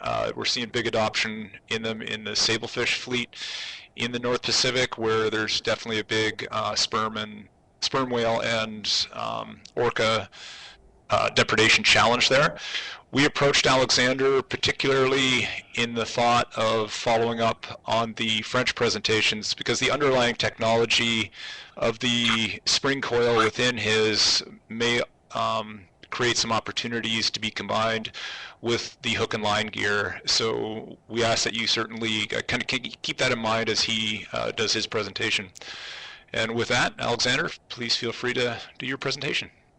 Well, yeah, thanks so much for having me. I guess I'll give you a little background on myself, which is that I'm an active commercial fisherman. I also am a grad student at UC Berkeley, and I study vision in cephalopods and fish and reptiles, as well as fisheries. So I started this looking for a way to be able to catch black cod on my own small commercial fishing boat, and then have adapted it into Alaskan and worldwide fisheries. So we're going to look at coil-based slinky pots and possible adaptations to catch predation. So a brief overview of whale depredation in the North Pacific is that longline hooks were previously the dominant gear for sablefish in Alaskan fisheries, but in the last 4 years there's been a dramatic shift to pot gear due to whale depredation and increased operational efficiency of pot gear. Many fishermen report increased whale depredation on halibut in the last 2 years when fishing on the edge, particularly in Area 3. And some think that the shift to pots in the sablefish fishery makes the whales more motivated to go after halibut. Area 4 and in Canadian waters have major issues with whale depredation of halibut, and the Greenland turbot fishery is currently almost impossible for U.S. longline vessels to prosecute due to whale depredation. And I'll point out that one thing that we're really lacking on slinky pots in general is dedicated scientific data to this. This has been an entirely, so far, industry-funded initiative, and if anybody is interested in continuing to do research on this, I think that looking at it more systematically would be really useful. But we're often sort of forced to abandon certain ideas that don't work very well in favor of something else without really figuring out exactly why it doesn't work in a methodical way. So pot gear, giant fish traps are obviously one solution to this issue. That was recently legalized in the Gulf of Alaska, but had been a legal method of take in BSAI for quite some time. The difficulty, as Paul Clampett says in this article, is that it would cost around $200,000 to switch to pots on a 90-foot boat. That's either an over or underestimate, depending on who you talk to, but it's a significant amount of money. Our gear is sometimes as little as a tenth as much money for people to do a conversion if they don't have to buy all new ground line. So this traditional pot gear is very expensive and difficult to set up. For some enclosed boats, it would require a whole new vessel design. The benefit of pots over hooks is that you can catch many hundreds of pounds in one pot, but obviously small boats just can't use it. And larger boats are limited by space and stability constraints, especially in bad weather, as to how many large pots they can use. So these slinky pots are collapsible fish traps, and they save space on the vessel and protect the catch from whales. Here's a sort of design drawing of the pot. You can see it's a coil spring, a helical coil spring, and then there's a high HDPE netting that goes over the outside of the pot and two entrance tunnels. So the spring coil around the catch obviously has a large density difference with seawater and produces a strong sonar return. And additionally, we use knotless web in a small mesh size to act as an acoustic barrier.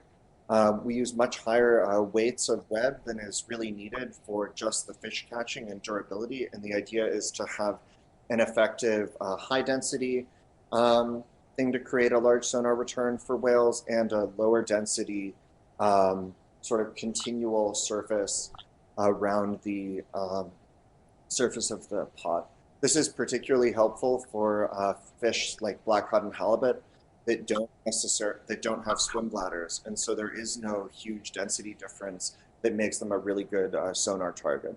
So a little bit of cluttering in the acoustic field could be really beneficial. And the knotless mesh doesn't damage fish very much. It's better for fresh markets and for the release of fish at the surface if allowed.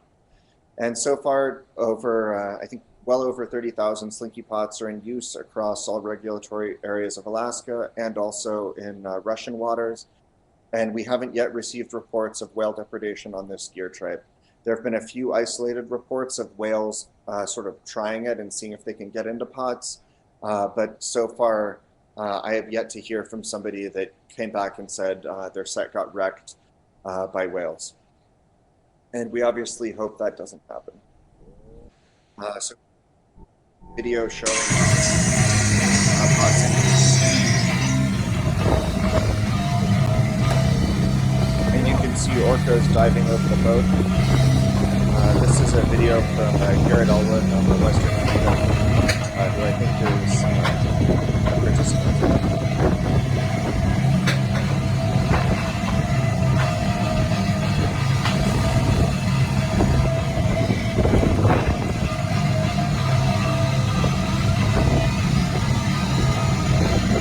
So you can see a lot of orca activity around the boat.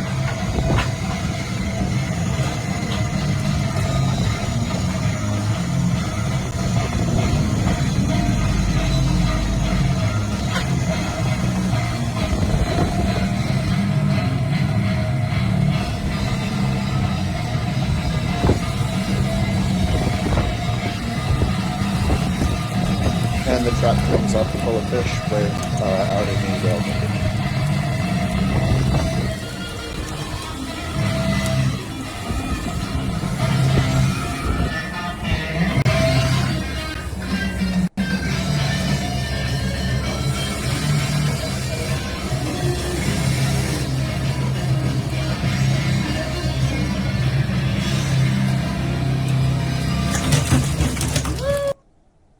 So then, similarly, another fun video from Sean McManus and the fishing vessel Vancy. This is a vessel that wouldn't have been able to utilize traditional pot designs.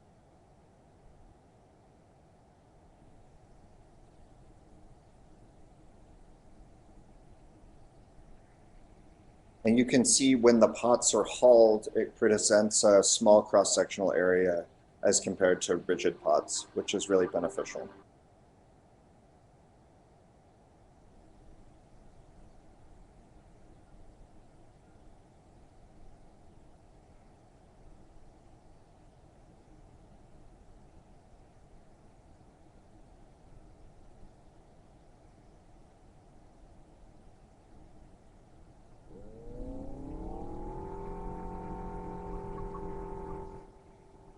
So I guess that's the goal of the workshop, to have Moby Dick go hungry, and it apparently works, at least in the sablefish fishery.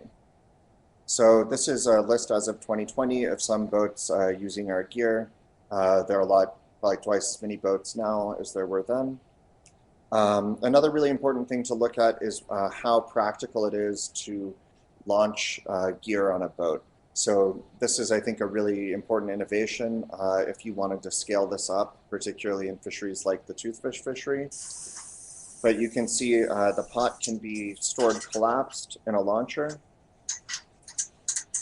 and then it's just pulled out and expands during the course of fishing operations. So we're working on designing different launcher designs to fit different vessel configurations.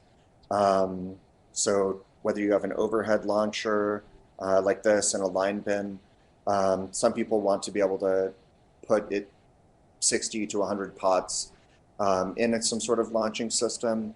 And this is particularly important in fisheries where there is no pot limit or where the CPUE is slightly lower. And I'll point out that so far we've done this predominantly with pots, but if we are interested in testing sort of putting hooks inside of slinky pots as a way of catch production, I think the same launcher designs and the same hauling equipment that's currently in use on hundreds of vessels can be used for that. So I think that's a beneficial thing. Here's a photo showing various different sizes of pots that we currently produce. We have ones that are 32 by 60 inches or 27 by 50 inches. And then we're working on making even larger pots for the Greenland halibut and toothfish fishery. I think the point is that the transition to pot gear in this fishery has been really swift.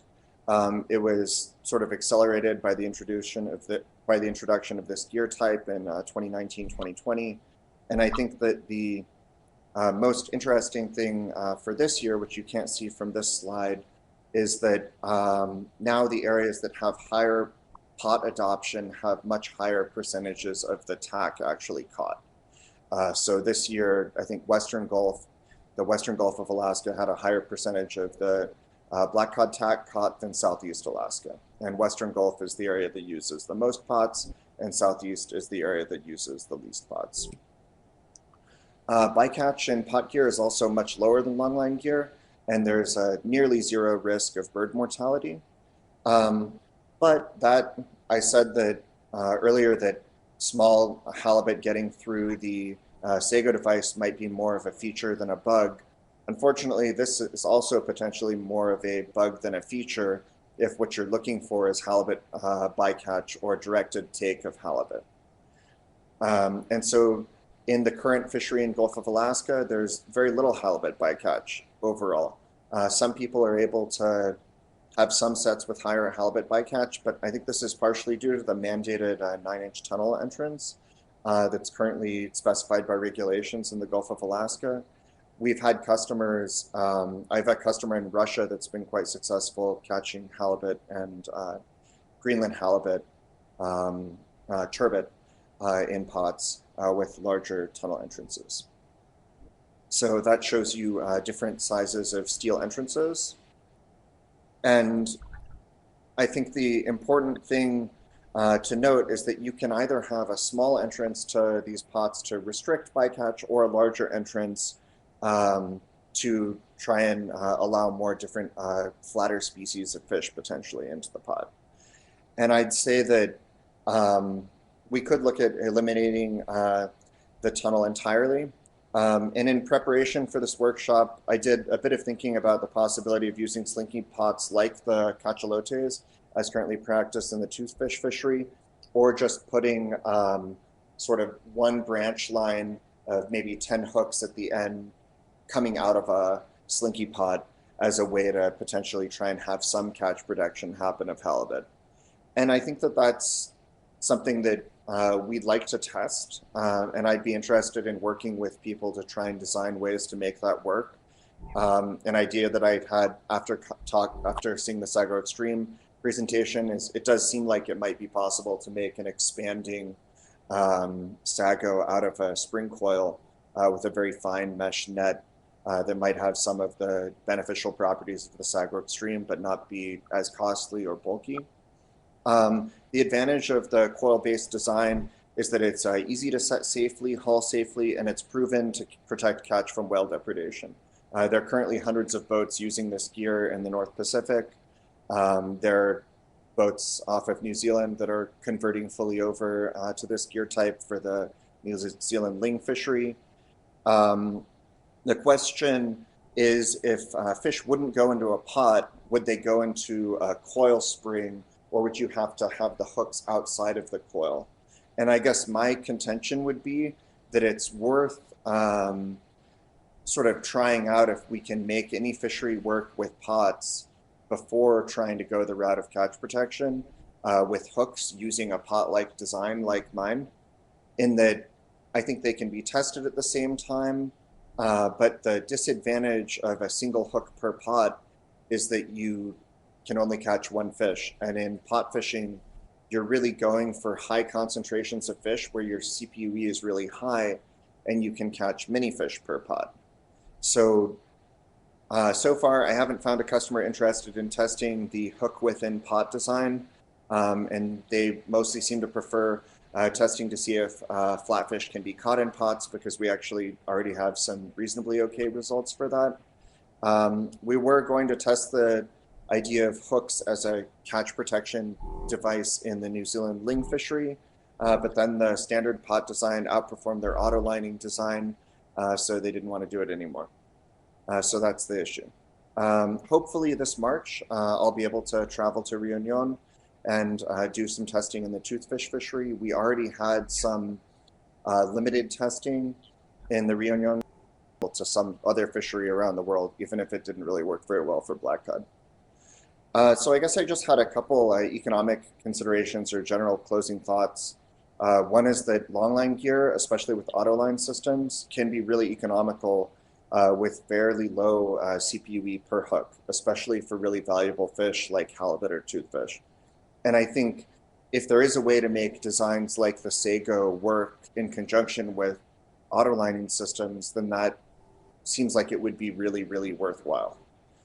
Catch protection on a per hook basis isn't going to be economical if the fish, unless the fish is very valuable. And the CPUE would have to be fairly high, or the device would have to be very, very small or compact. Even with devices like what we make, I think it's going to be pretty difficult to get a high enough CPUE if you're doing one hook, one slinky pot, basically. So, yeah, I think the disadvantage of the device like the Sago is that often catch predation in our fisheries seems to occur on the bottom while the gear is set rather than while hauling. So that's something that people may have to adjust their fishing times and figure out what's happening with that. In halibut in particular, obviously orcas can dive to the depth that halibut sets are typically set, and they seem pretty effective at predating sets that are on the bottom. So I'm willing to work with people to test gear using any kind of coil style catch protection or anything that we have manufacturing capability to do. Personally, I think efforts better spent seeing if a particular species can be caught in traps before trying to pursue catch protection alone. But the point is that the two can easily be done in tandem. If you were interested in pursuing some sort of the coil spring net design, it really doesn't require any modifications to what a large number of vessels are already doing in Alaska. So I'm interested in doing anything that I can do to help contribute to research on this in Alaska or worldwide. And if anybody's interested in having anything produced, I've set up a pretty large facility in Indonesia to control all of our own manufacturing for this. And we have the capability to make most custom designs if anybody has any cool ideas for things that they'd like to try. And I guess at that, I'll kind of try and end so that we actually have time for questions. And I'll just show you this. I guess I could show you a couple more just ideas of how the pots work, which is that there's a door here, anti-chafe line, and then this sort of shows you the overall size and collapsibleness of the pot.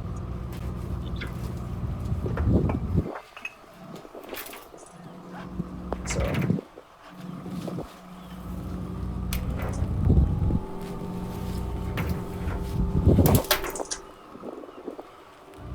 and then we use these escape rings to release small sablefish. Cool. That's really good. All right. So I think with that, I'll stop for questions. Okay. Thank you, Alexander. We're going to go through the same set of approach to questions we've done for the last two presentations. I'll try to take them in the order they came in. So we have Paul Clampett first. You can go ahead and unmute, Paul. Thank you. I want to congratulate Alexander on, in my opinion, saving the sablefish fishery in Alaska. That was a brilliant design. But our concern now is catching halibut in these pots, and I'm very interested in what these Russians are doing that you mentioned. We tried with our pots. We use called the coffin pot, and we're happy with that design. But we have a big boat, so we were using a 9-inch tunnel, and we went up and targeted halibut in Area 4A in areas that we know had high abundance, and all we could catch was blackcod. It shows one or two things. Either there's so much blackcod in the Bering Sea right now that you can't avoid them, because we tried all depths, or halibut don't want to go into those pots. And I do believe that 9-inch tunnel is a problem, and I believe that we're going to be successful in removing that regulation this year. Allow us to innovate. I'm pretty confident that we're going to get that removed, which is going to be, but that still begs the point of whether or not halibut want to go into a pot. And so my question is, I would love to get some more information on what these Russians are doing. Yeah, so we made pots for them with a 14-inch oval entrance, and I think they were more interested in turbot than they were in halibut, because they thought that they could get a reasonable amount of turbot catch while they were fishing halibut. It's pretty hard for me to get good information out of exactly what their catch rates are, and I need to follow up to see exactly how it went. But I mean, they got 200 of them initially, and then they ordered another 600 or 700, I think. So they must have been at least somewhat happy with how it went.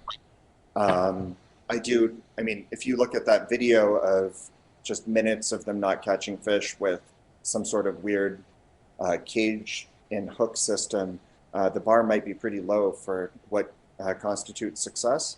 But I'll also say that, I mean, I'm not going to say who it is, but there are definitely people that have the soft tunnel entrance 9-inch tunnels for slinky pots that would intentionally set up on the tops of shelves and things to be able to get maybe 500 to 700 pounds of halibut per set.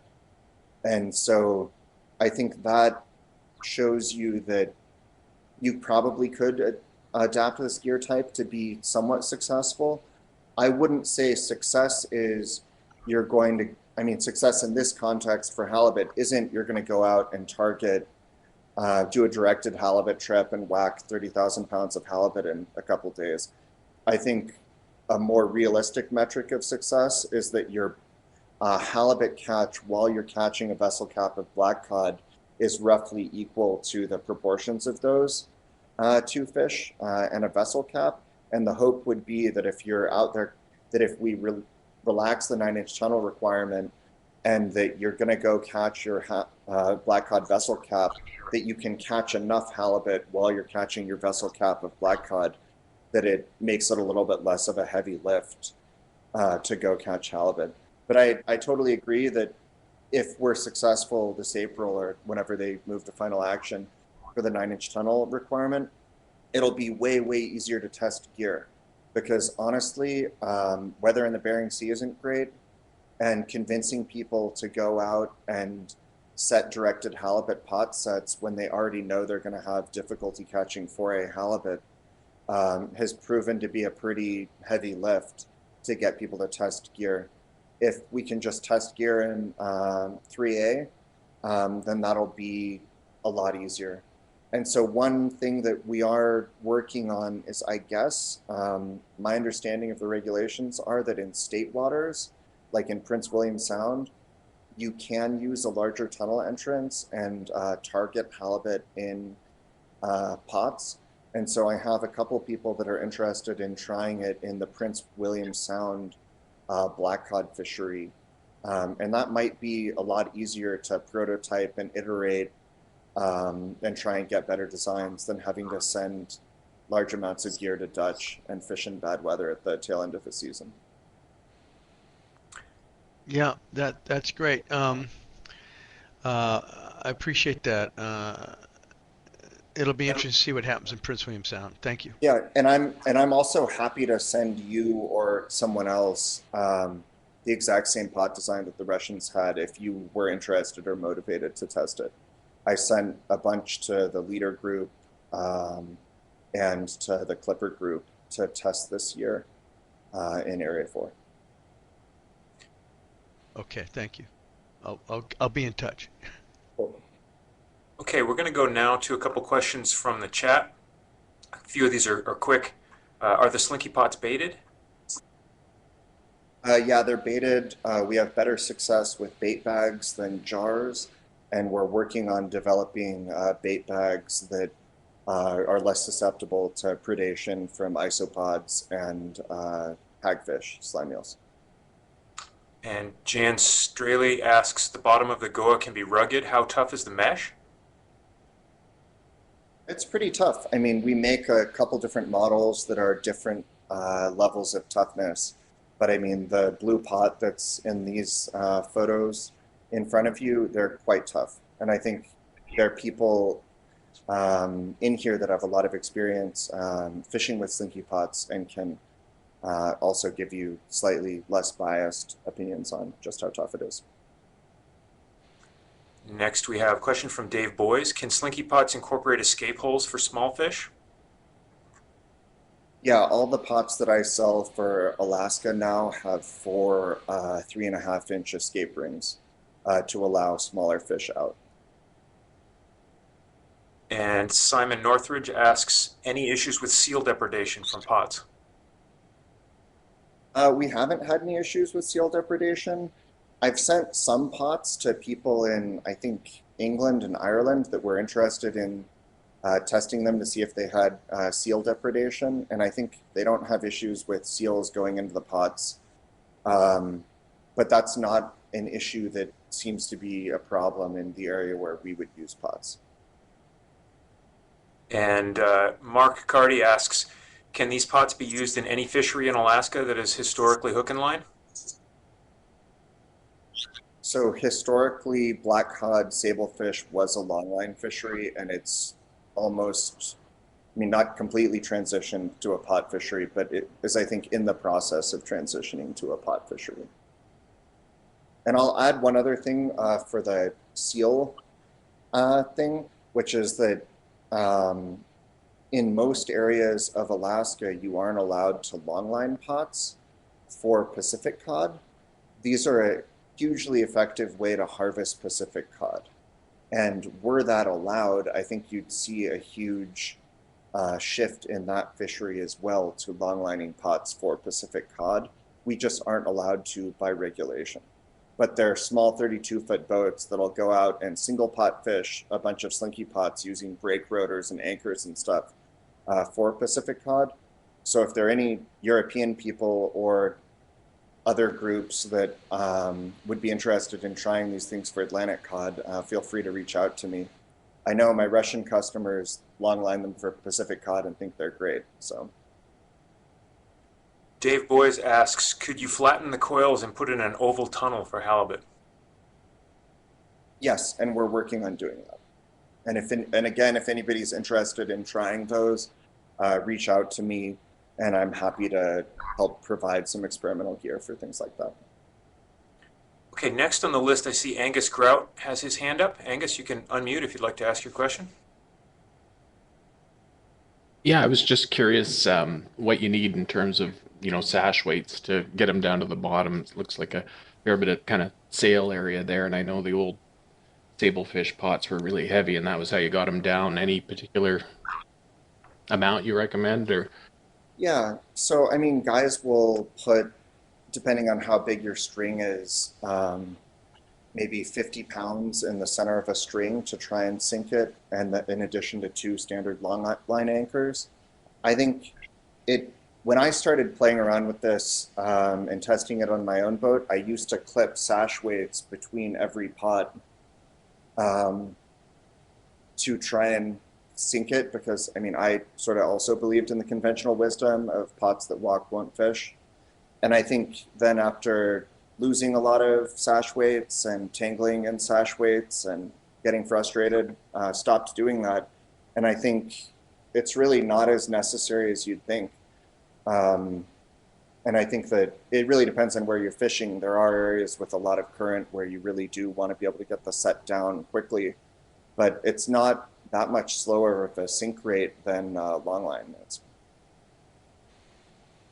Oh, thank you very much. And I had one more question here, but I think it's what sort of minimum size ground line would you recommend if you were doing it on average?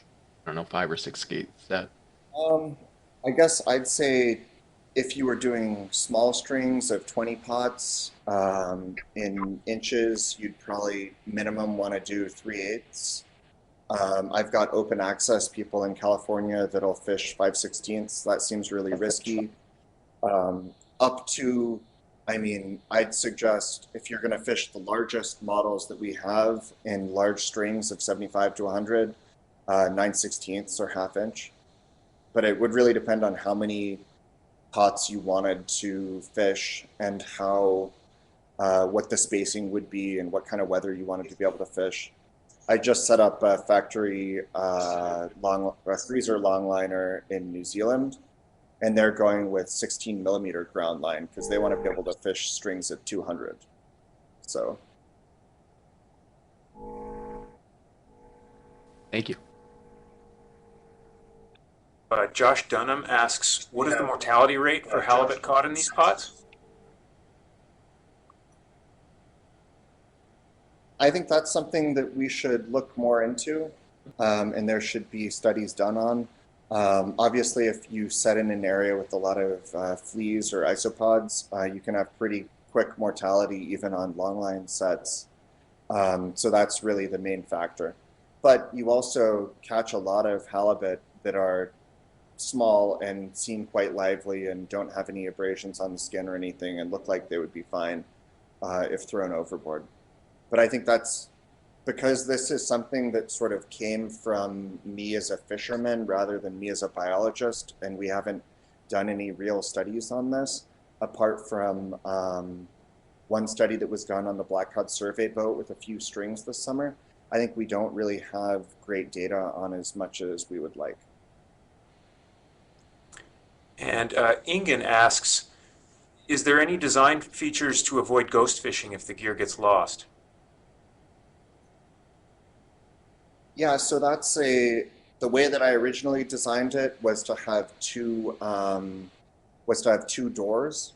one door could be tied shut with cotton, and then the other door would be a dump door. I guess that didn't meet some regulatory issues with the way the regulations were currently worded. So now people are having to cut a slit in the pot to be up and then tie that up with cotton twine. Hopefully that'll get fixed in this next council meeting, and people can just use the one door tied shut.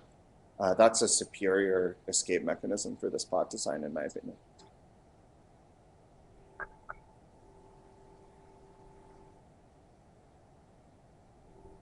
Jimmy? Thanks, Alexander. I was just wondering if you've had any feedback on like crab bycatch, and if there's any gear mods or anything that you've looked at to address that. So we haven't really had much. So this is actually really interesting, which is one thing that our Ixiar said earlier, was that in their original OrcaSave project, they had huge amounts of crab bycatch in different pot designs. And that was something that we really looked into in working with the French regulatory authorities and TAF and the Paris Museum on how we could prevent crab bycatch. And I mean, the one idea that I came up with was to make a sort of, like you've seen on sort of Canadian style snow crab traps, where there's a plastic lip. You could make the tunnel of the pot smooth plastic and I think basically eliminate crab bycatch. But then we had issues with global shipping and COVID and logistics, and we weren't able to get that installed in Réunion before the vessel left. And so they went out anyway and got special permission from TAF to fish, even though they sort of thought there would be a lot of crab bycatch. And then there really wasn't very much crab bycatch compared to the larger traditional heavier rigid pots. And I mean, they also tested other collapsible designs in those original OrcaSave projects. And so I don't know if it's that the pot is rolling around on the bottom that's what prevents there from being much crab bycatch, but there's a lot less than you would have with rigid pots. And so I think that's yet another thing that would be really good if we were able to break data out in the Observer program currently from slinky pots and traditional rigid pots.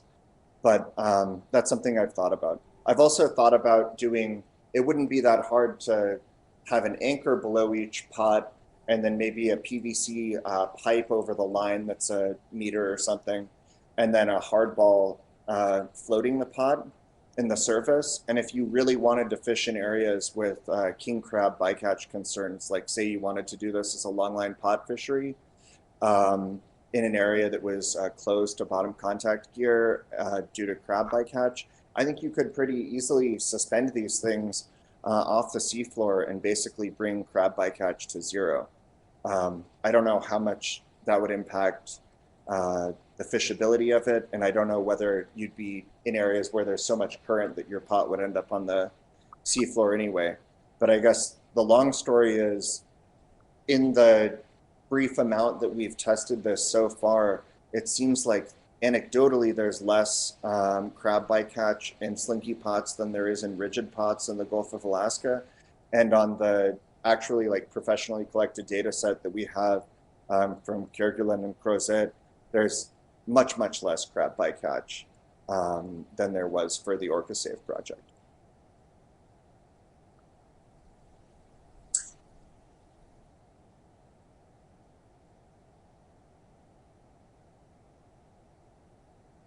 Yes, in the Gulf of Alaska, there are pot limits. It's 120 for Southeast and West Yakutat and 300 for Western Gulf and Central Gulf. And there's no limit. There's no limit currently in Bering Sea or Aleutian Islands, I believe. And I guess for other fisheries, I think there aren't pot limits. The Russian guys will fish many hundreds of pots. And I know in New Zealand, they're planning on fishing like 1,200 to 1,500 pots per vessel. So, But I'll also say that I've sold a lot of gear to people where they buy 300 pots thinking that that's the pot limit. And then they think that operationally they can get through about 200 pots per day. So they'd prefer to just continue hauling the same 200 pots, and they don't feel like they necessarily need the full limit of 300 pots. So I think that it kind of depends on the vessel, and it does seem like generally people that are in Southeast Alaska with 120 pots are a bit unhappy and wish they could have more. Okay, we have another question from Paul Clampett. Go ahead, Paul. Well, this isn't so much a question, but I wanted to respond to the crab bycatch with these pots. We use a harder solid pot made by Dungeness Gearworks, and they have soft tunnels. They're not a rigid tunnel, and they're strung up with bungee cord. And in our experience, even in fishing targeting halibut in the Bering Sea, we had basically no crab bycatch. So I think it's a combination of, yeah, those slinky pots move and probably crab won't get in them, but it's also that soft tunnel. For some reason, I think the crab have a hard time getting in these pots. Yeah, I think that makes a lot of sense. And you will occasionally find a crab that's like tangled in the soft tunnel entrance. But I think, yeah, I don't know. I think that's really interesting. And I think that's worth looking into. Somebody should look into that more as far as the cod, what we can do to eliminate crab bycatch in cod pots. And I think people are working on that too.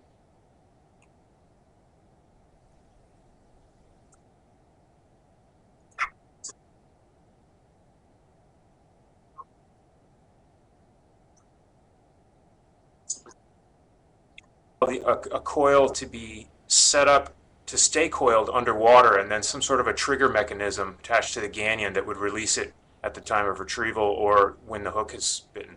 Yeah. So I kind of thought about this a little bit, and then my conclusion in the end was that you might, there are kind of two ways to do it, right? You either want you're either going to have, so one way to do catch protection would be to basically take this pot and then cut one entrance off and close the other entrance, right? And then you could put hooks inside of the pot and haul it exactly, and set and haul the pot exactly as you would a normal slinky pot, right?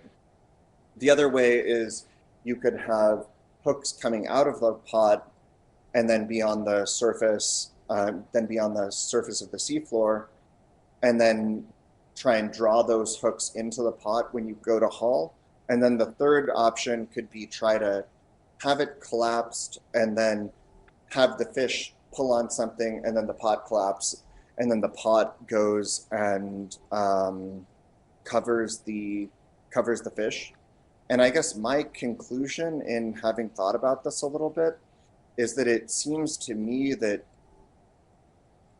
because you're already likely to be set up to haul it with a bridle on each side of the pot anyway, I don't know that you necessarily want to deal with the complexity of like making a slinky pot trap on the bottom of the ocean. Or I haven't come up with a design that really makes sense.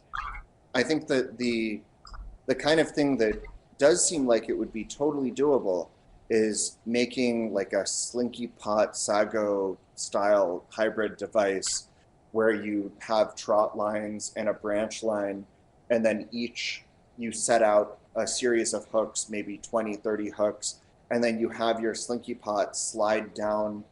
I mean, you could make it out of a very, very small mesh knotless material, and then have some sort of crucifier on the end, and then use a non-offset circle hook. And that might be worth trying to look at going forward. I think we could look into it.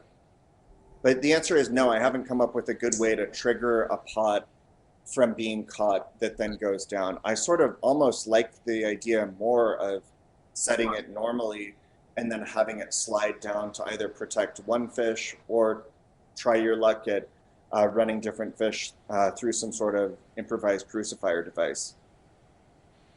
Okay, thanks, Maybe somebody Alexander. smarter than me. Maybe somebody smarter than me can come up with the slinky pot mouse trap for halibut, though. Who knows? Okay, I'm noting that there may be a few more questions that come in the chat. I'd encourage you to go ahead and answer those, and any of the other presenters if we missed any. And I think I'll pass back to Claude now. Excellent. Thanks, Ian. And thanks to all our presenters. So the next step in the workshop is to move into a brainstorming section. And to that end, we just want to give a reminder that you can interact through this portion either with the hands up feature, and we'll call your name and activate your microphone, or through the chat window on the side. Both are working and seem to be functioning well so far. And we don't want the focus of the brainstorming section to focus so much or constrain our thinking to the implications or limits under current management schemes, as some of these may need to change or be altered in the future depending on fish populations, fishing opportunities, levels of depredation, etc. And we're also not wanting to constrain our thoughts just to the devices that have been presented. We're hoping to identify some commonalities that these devices have, and maybe some new ideas that people have been thinking of and wondering about, and trying to tie some of those together, get some ideas out that get people thinking. Ultimately, we'd like to try to pilot some sort of combination of some of these ideas, hopefully at least 2 different designs this summer with some work in a flatfish fishery. And again, we're looking at a discussion that is more about developing a tool for the toolbox, not get hung up on the specific conditions under which they're going to be economical to deploy. We can all kind of envision different situations where that might get to that level. So with that in mind, we'd like to open up a brainstorming session for lots of ideas to be thrown out there. And we have a few kind of brainstorming question prompts that we will use if we're not getting ideas and whatnot. But one of the first items that we thought we'd throw out there, and this is to all participants, including the presenters, but what are your takes on safety considerations for these devices or others?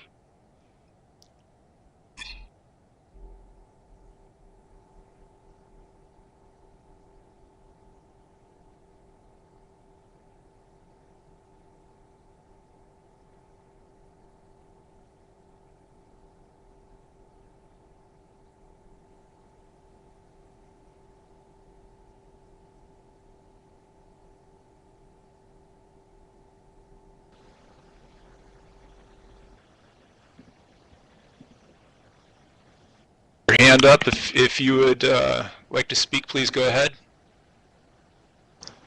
Yeah. Guys hear me all right? You bet. Yeah, thanks. So I was really intrigued by the presentation on the Sago. I've heard that is short for sorry amigo, game over, but maybe that's not accurate. It does seem that the spatial considerations for use in the halibut fishery are, we need to have a discussion about that. I mean, do we think that there's even a vessel within the survey fleet that would be suited to test that gear type and or this I guess this catch protection type, bearing in mind your comments earlier. I mean, we're going to have a long regulatory road to deal with on that, but I mean, it sure seems like an excellent way to protect the catch.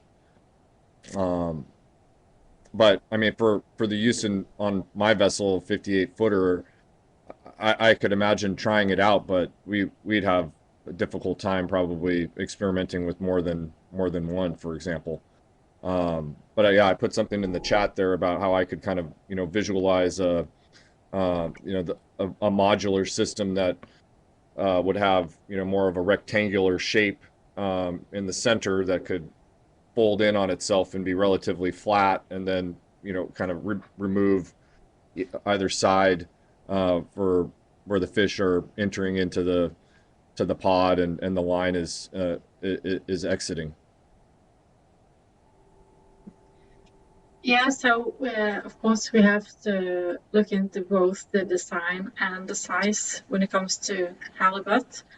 And there is also two ways to think of how to use it. The tooth fishery, you set the sago along with the line. There is also a possibility to set the sago when you're hauling. This would require some modifications, and it all depends on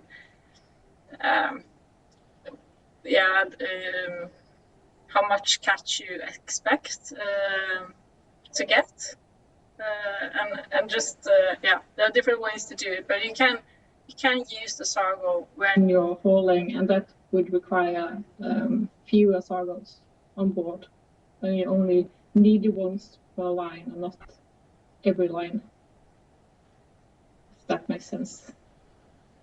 Yeah, absolutely.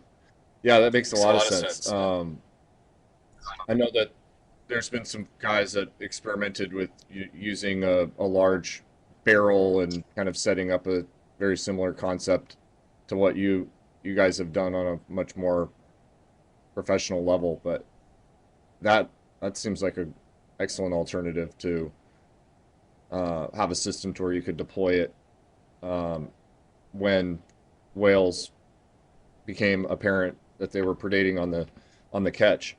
Then you wouldn't need quite as many units. No, but then the unit would probably need to be big. Right.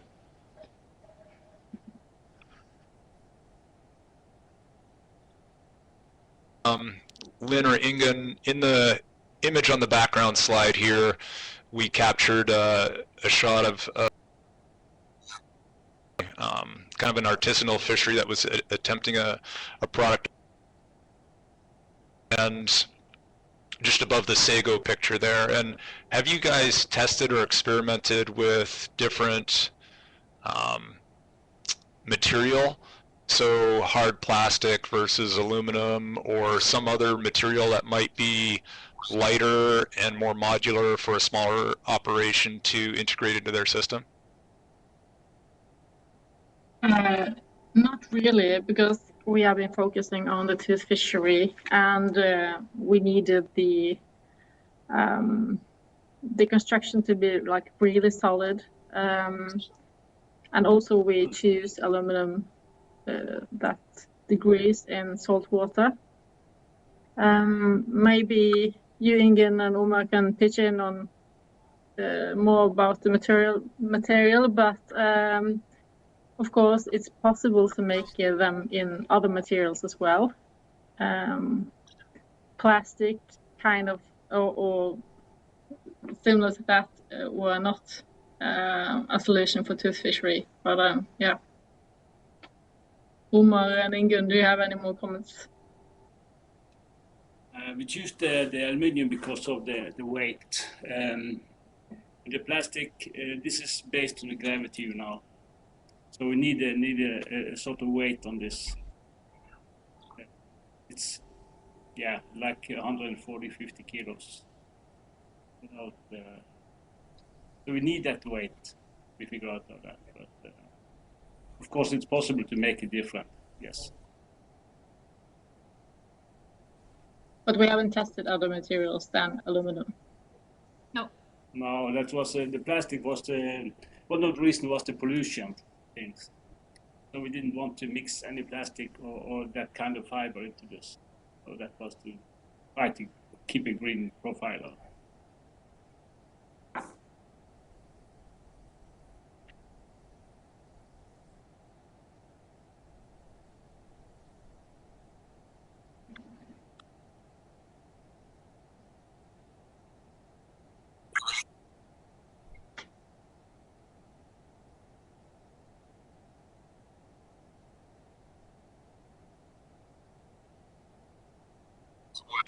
considerations there?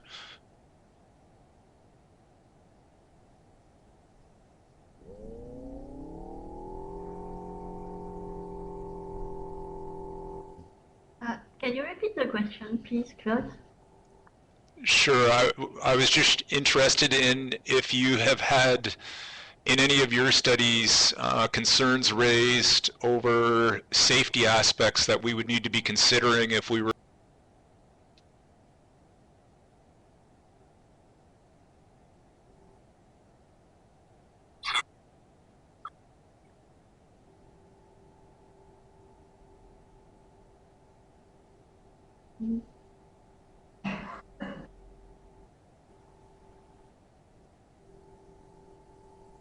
We didn't take it into consideration yet.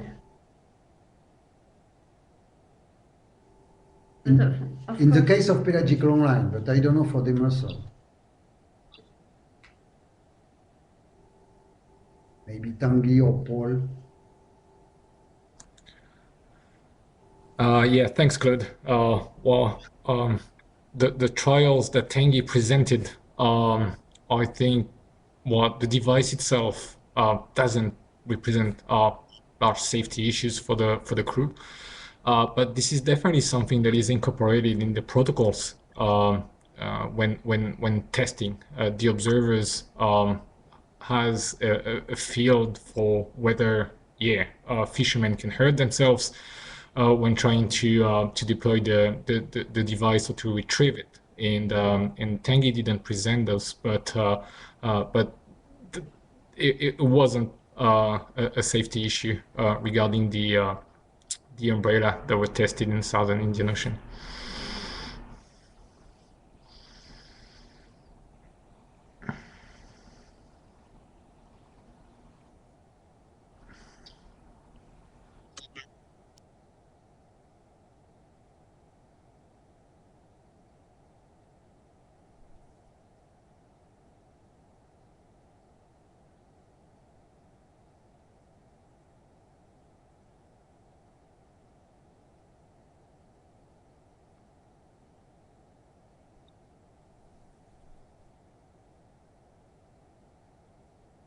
somewhat of a deterrent to protect the catch. And in this case, we use the term gannion, but it appears that the Europeans are using the term snood. So again, the question would be, has anyone tried adjusting gannion or snood lengths to reduce depredation and effectively using the ground light itself as a kind of a deterrent in its own right?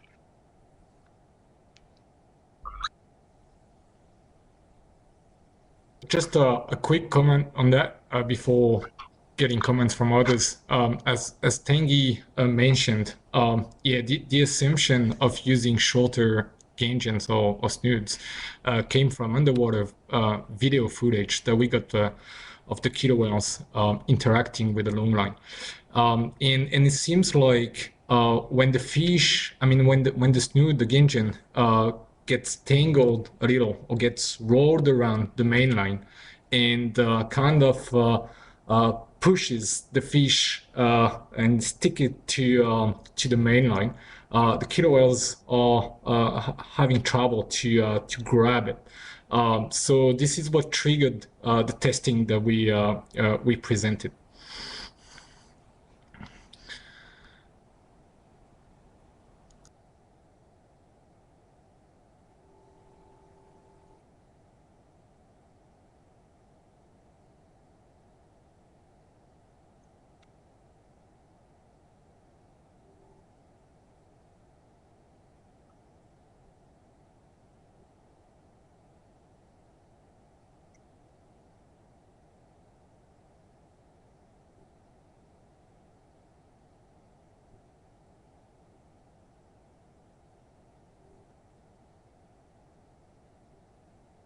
To ways to reduce that reward cycle are certainly important. So that was an interesting one there as well.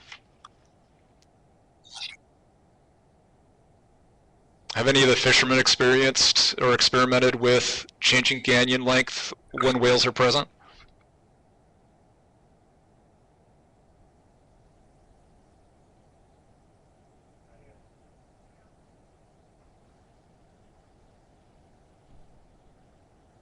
Yeah, Claude, we've never experimented with that. I'd echo the observations that there seems to be a hesitancy to interact with the gear when there's snarls or tangles in the line, but the feasibility of adjusting your ganyan lengths on the fly is definitely logistically challenging.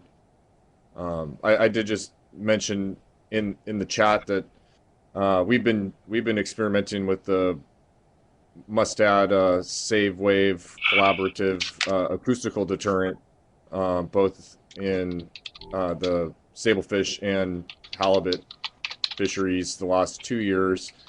And I know there's a long road. I did listen to your introductory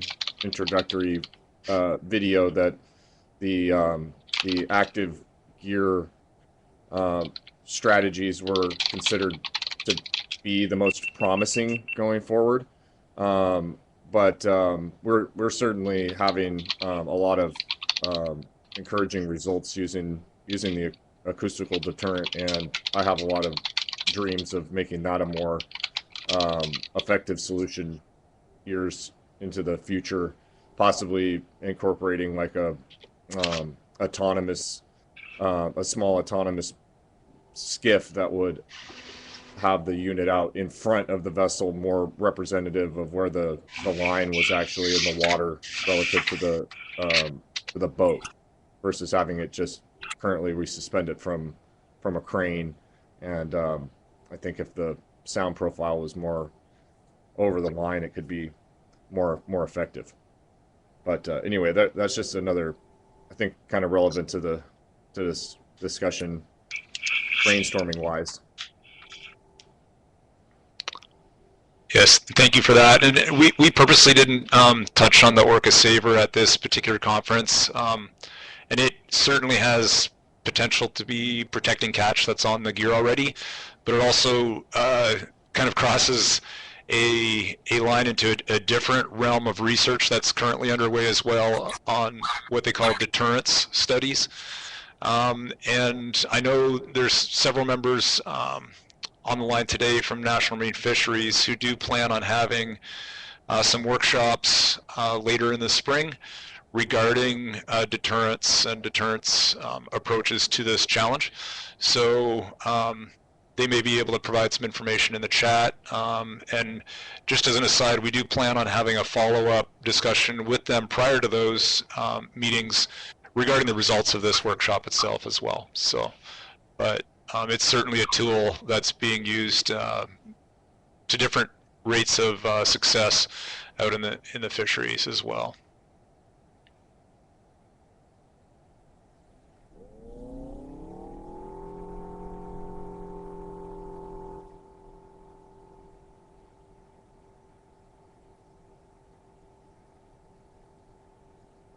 All right, without any other, I'm not seeing any immediate other suggestions. I'm going to go to another prompt here. This one's a little bit more creative, but to both the fishers and the gear researchers, we're curious, what are some ideas that you have daydreamed of trying but haven't?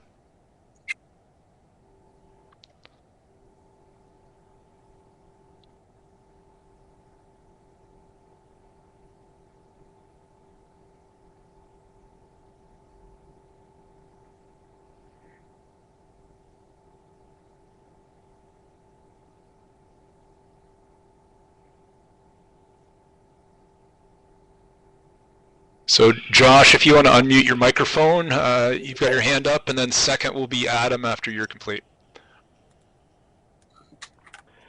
Yeah, I hope everybody can hear me okay.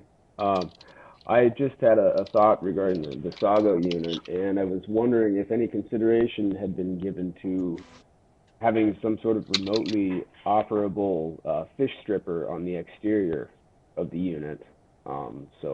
And in conjunction with some live monitoring technology, so if you were to see some unwanted bycatch, you would be able to eliminate that before it entered the unit. A thought that I had. I have to admit I'm completely following and seeing. Are you talking about some sort of mechanism that chooses which catch to unhook and not?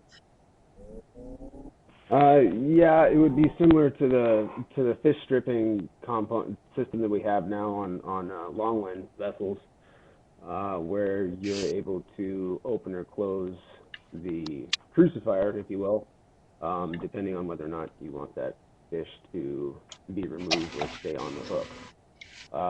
And I thought this could be a potential application for the Sago system. For example, if you saw a large amount of rockfish, if you were using an application for halibut fishing, and you saw some rockfish coming up on the line, then you could close this fish stripper and prevent any of that unwanted bycatch from entering the unit.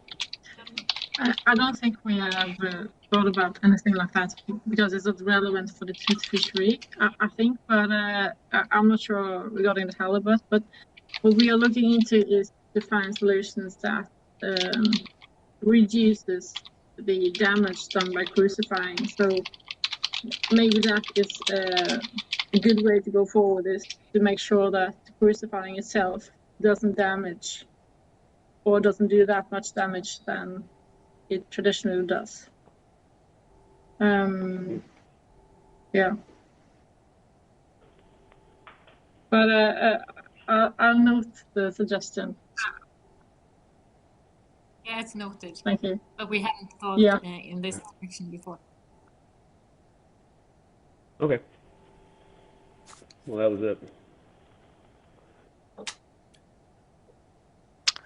Adam, I saw that you had your hand up. If you'd like to unmute, and please go ahead. Yeah, can you hear me? You bet. Okay. Hey, I've been using these cod coils from basically day one.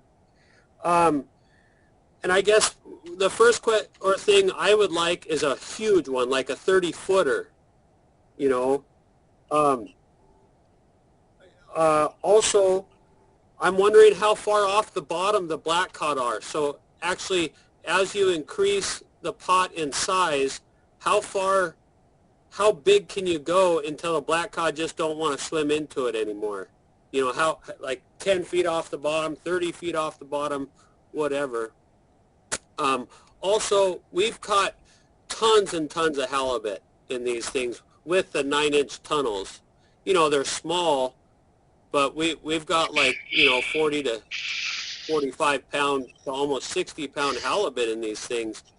And the only reason why we're not catching them is because we've been on such federal limitations on these pots. I mean, instead of giving us high fives on helping this fishery out, they're trying to limit us in what we can do. And anyways, this is totally off the subject, sorry, but just being one of the first adapters to these pots, some of the trials and tribulations that we've gone through to use these pots. I mean, every year it seems like they get rid of, you know, the pot tags or whatever and kind of make it a little bit easier on us, but it hasn't been always easy, even though the fishing with these pots are easy. Let's see. The acoustical thing. We fish around those guys all the time, and everyone that I know has ordered pots. So that tells you that. Let's see what else. Oh, I think that's about it. The people, the Fiskaven, we've used that gear. We have an auto line system. We have to kind of get rid of it because the whales are so bad now. I feel like for those toothfish people that are targeted in, once they dial in those slinky pots on those toothfish, hooks will be over. But anyways, that was kind of my 2 cents, and that's why I was here. Is I've been battling these whales since '95, and about the slinky is about the biggest hope that I've seen so far. And that's all I wanted to say. Thank you.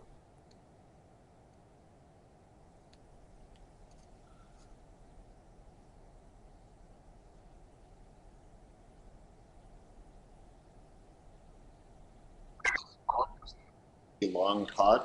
And that's that I haven't tried this, but I know other people tried like catfish fyke nets style things of like a really, really long hoop cod with multiple entrances and all of that. And I think it was pretty effective at catching black cod. It just was hard to keep from tangling. But I don't know, Adam, if you want a 20-foot long slinky pot, I'll make you a 20-foot long slinky pot.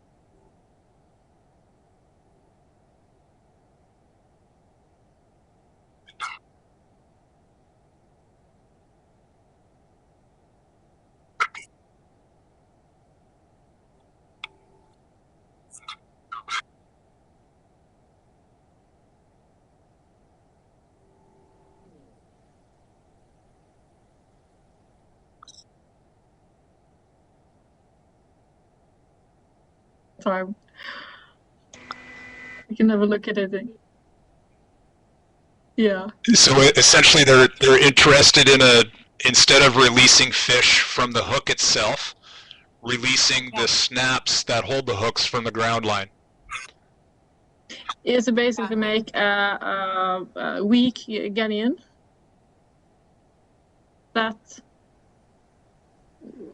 Is that what's suggested? Yeah, basically. Yeah, you have thought about that as a solution.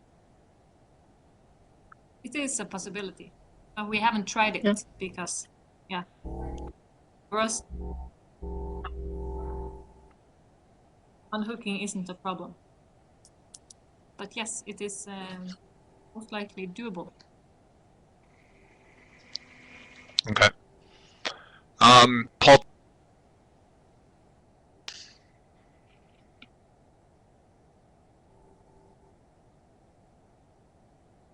And I think this is a great opportunity to share thoughts about it. But I found it very difficult to find the information of what people have been tried in different fisheries, and I think the key here for us to be able to move forward in mitigating depredation is definitely to think about our approach in terms of getting scientific evidence and understanding the different variables that are involved in the success or the non-success of these different devices. And that was the case with the acoustic deterrent thing. It's really hard to understand what's being developed out there, and even the features of the devices that are being sold to the different fishermen.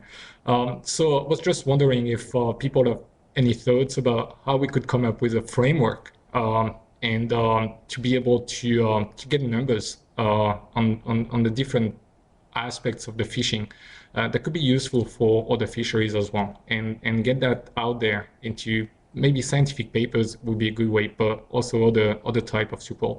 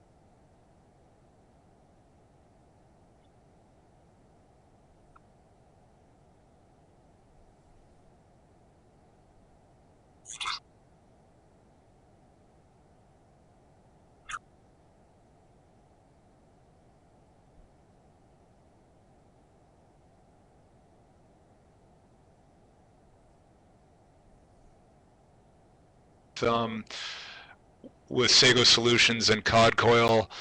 They are probably quite focused on the creation of their devices and moving forward.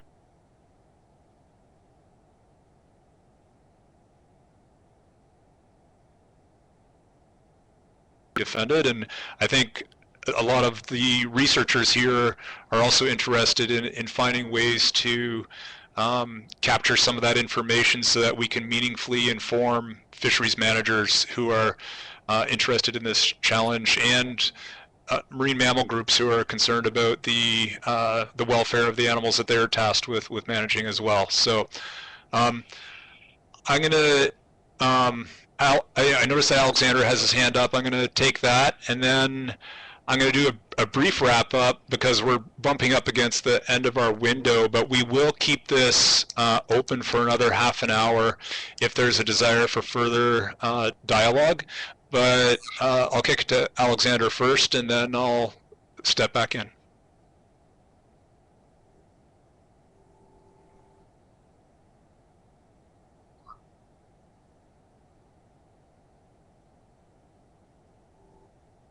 The problem that we've had is, I mean, particularly in the whole French toothfish thing, is that we had these very prescribed ways that we had to set on isobaths exactly parallel to long lines and do a certain number of replicates, where it sort of meant that they couldn't fish in the area that they would actually want to fish.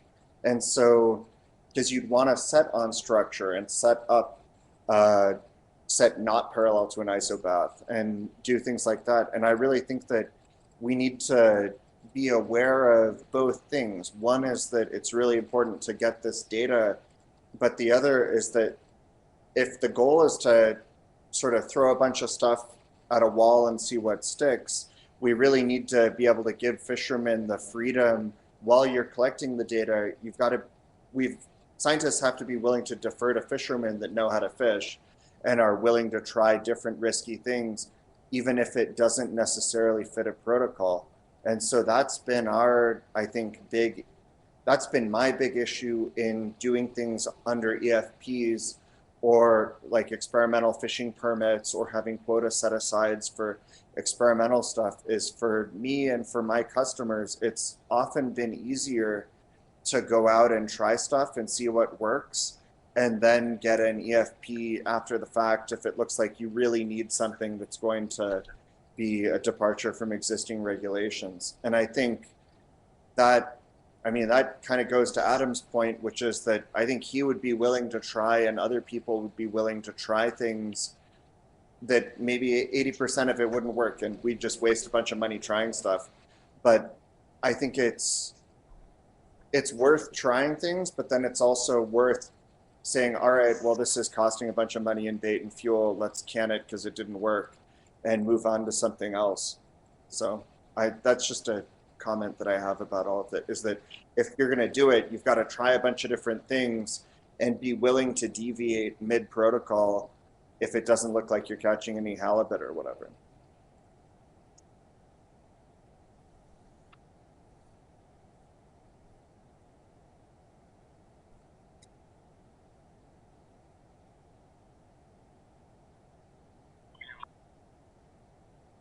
What's going on in the fishing vessels and those priorities.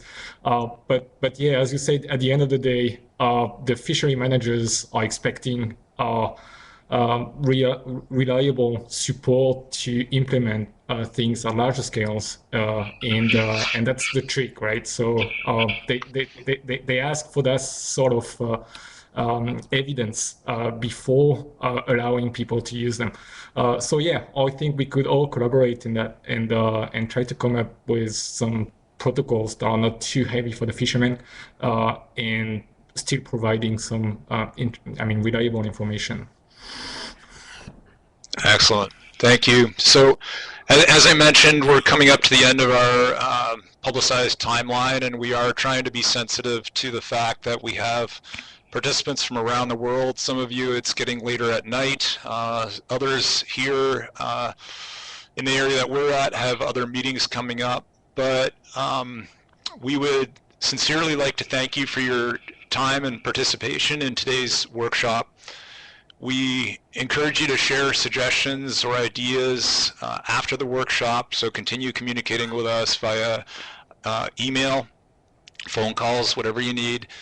If you have interests or ideas for participating in pilot work, please reach out to us. The funding for this project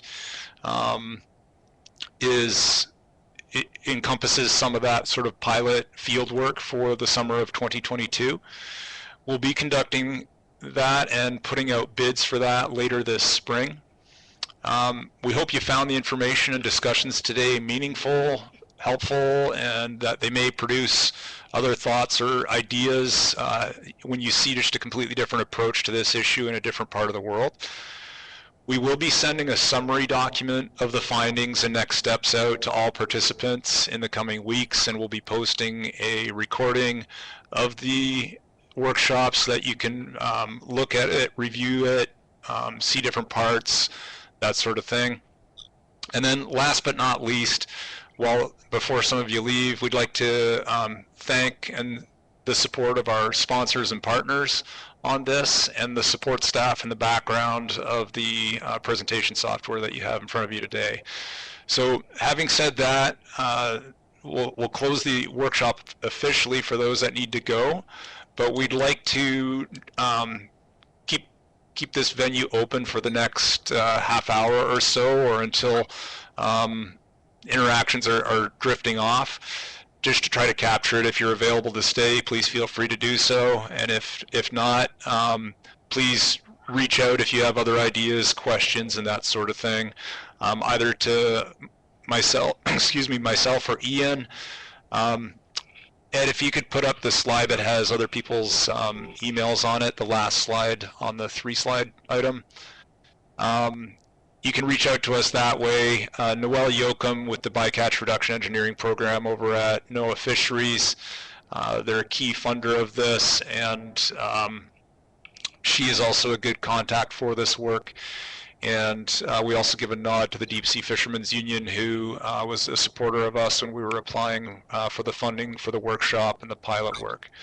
So having said that, certainly the end of the discussion there was focusing somewhat on the scientific needs when testing and doing these items. And one item that I thought wasn't touched on was publicizing things that didn't necessarily work. So the comment was made, let's try something here. Okay, it's not working. We're spending bait, time, and money. Let's move on. Those are important observations to the community trying to address this issue, because we don't want to reinvent the wheel and spend more time, bait, and money on the same issue or the same approach. So finding ways, even if it's through a venue like this, to let us know that something was tried and it's definitely a non-starter. Please communicate those to us, or if you have those right now. It kind of ties into the comment I had earlier. If you had an idea that was just way out there that you haven't tried yet, also throw out there in the chat or verbally things you did try and you feel are not worth pursuing, because those are just as important in documenting, and it's harder to document those and to take the time to document those.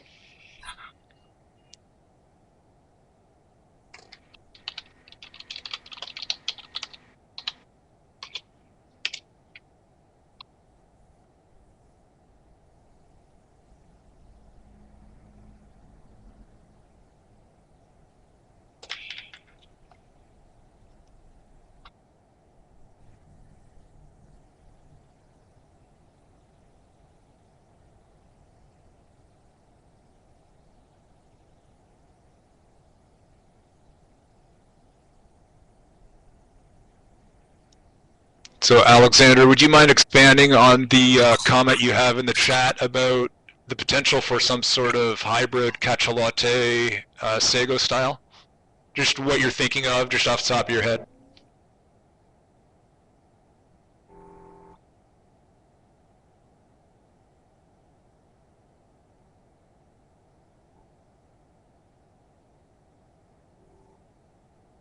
just so much labor. I mean, I can't think of anything more painful than untangling nets from fishing hooks on a boat with a small crew. And so it does seem like there should potentially be some kind of a solution to make a smaller or more collapsible crucifier style device that could go off of each branch line. And you could, and I don't know how it would work with not making it tangle with everything, and I'm sure it would anyway, but you could imagine a Sago style device.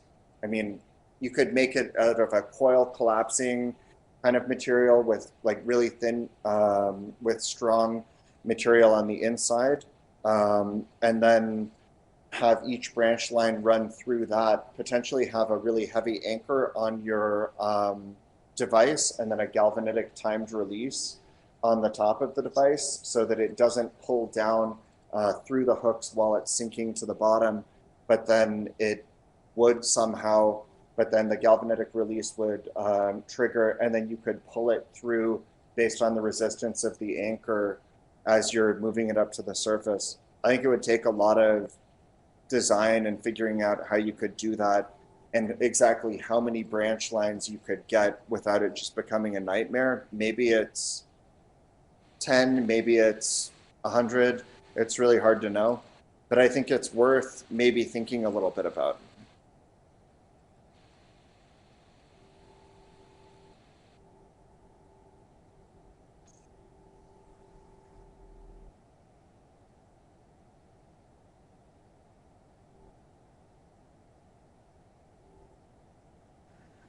These are, as we talked about in the presentation, they are only designed for the use for toothfish at the moment. So there are not many possibilities.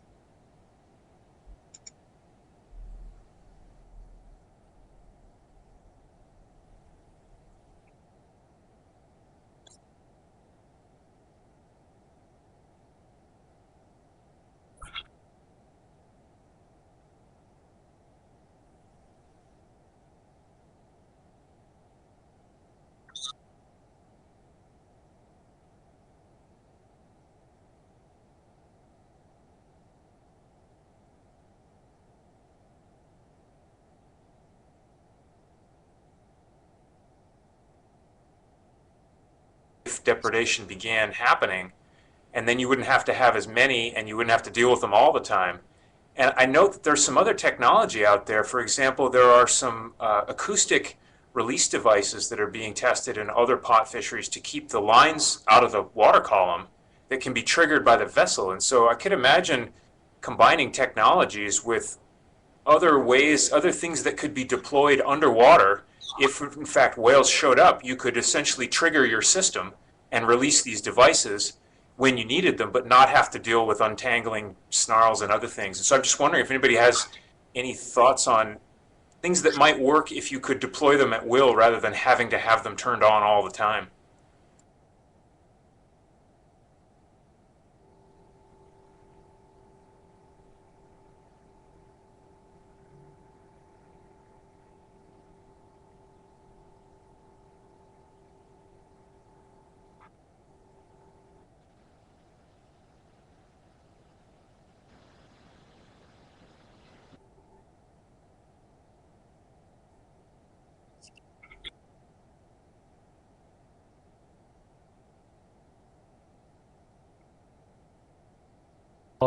The challenge, I mean, the initial challenge of that is to be able to detect depredation, and that's the question we've been trying to address through acoustics. And right now, there's a group of people working here in France, and I think they are.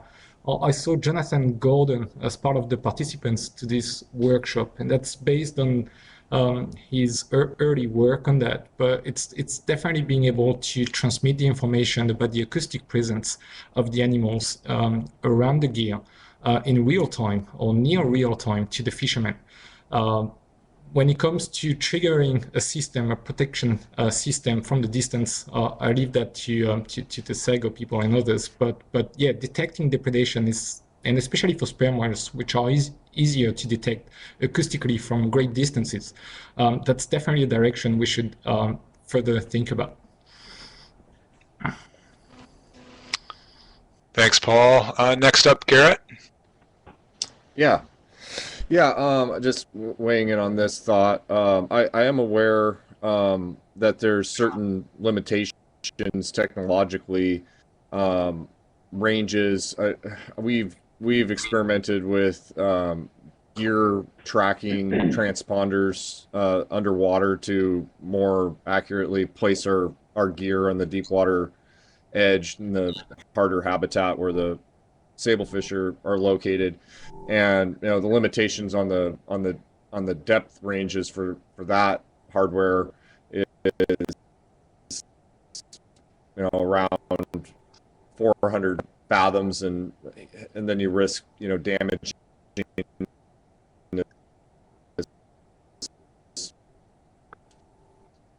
this pretty expensive equipment going deeper than that.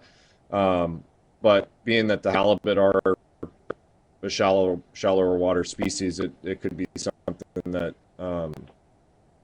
would be possible, but it's just kind of a matter of where is the funding going to come for developing technology. It seems a little bit different than the Dungeness gear systems that are in maybe 20 or 30 feet of water sometimes.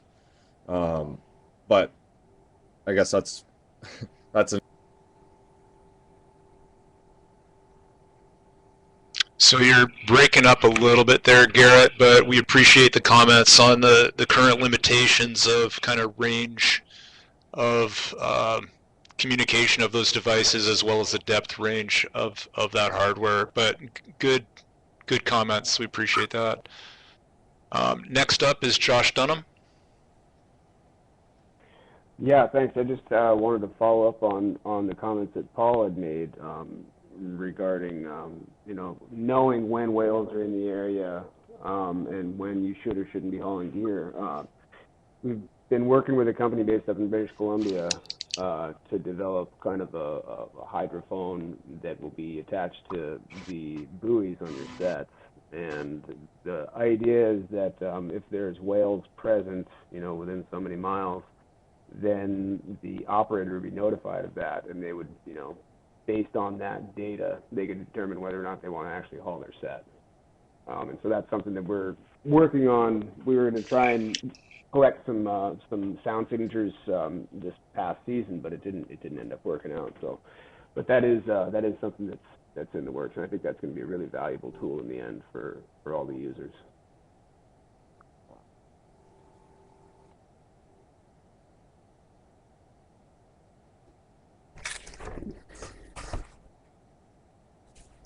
Association, or Alpha, have been doing some towed arrays where they put hydrophones behind the vessel as they're transiting from one fishing area to another, and it helps provide them with information on how close and at what direction or what bearing the whales are, and it allows them to strategize on where to place their gear and when and where to haul their gear. So certainly some good movements on that front. Dave Boyce, you're up next.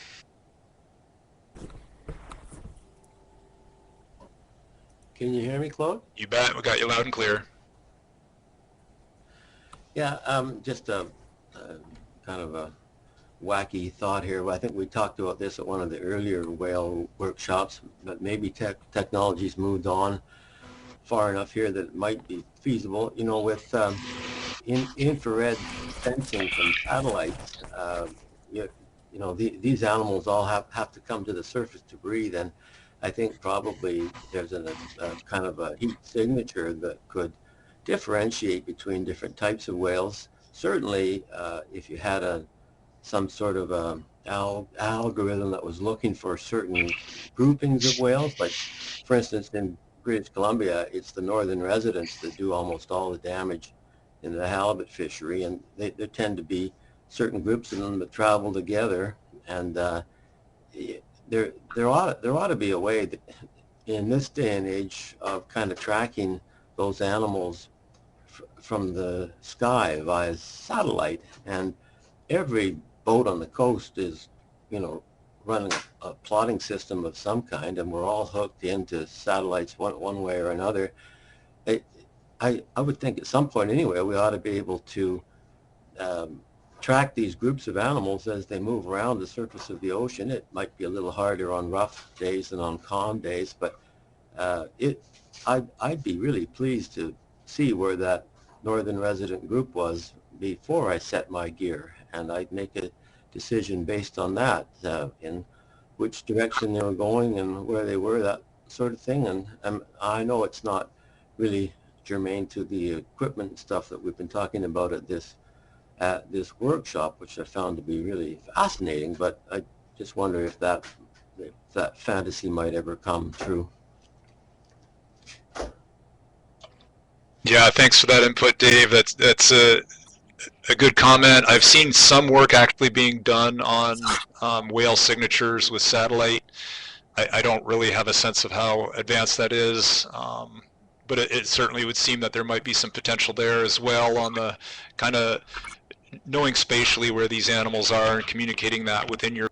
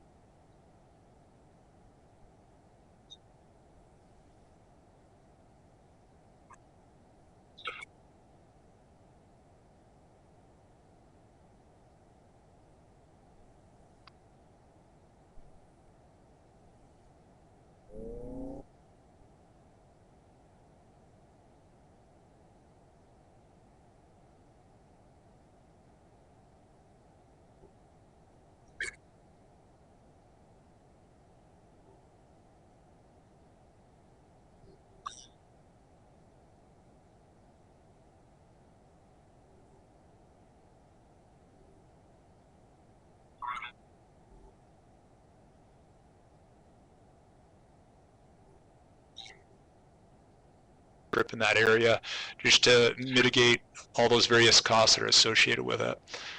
Jonathan Gordon, you're up next.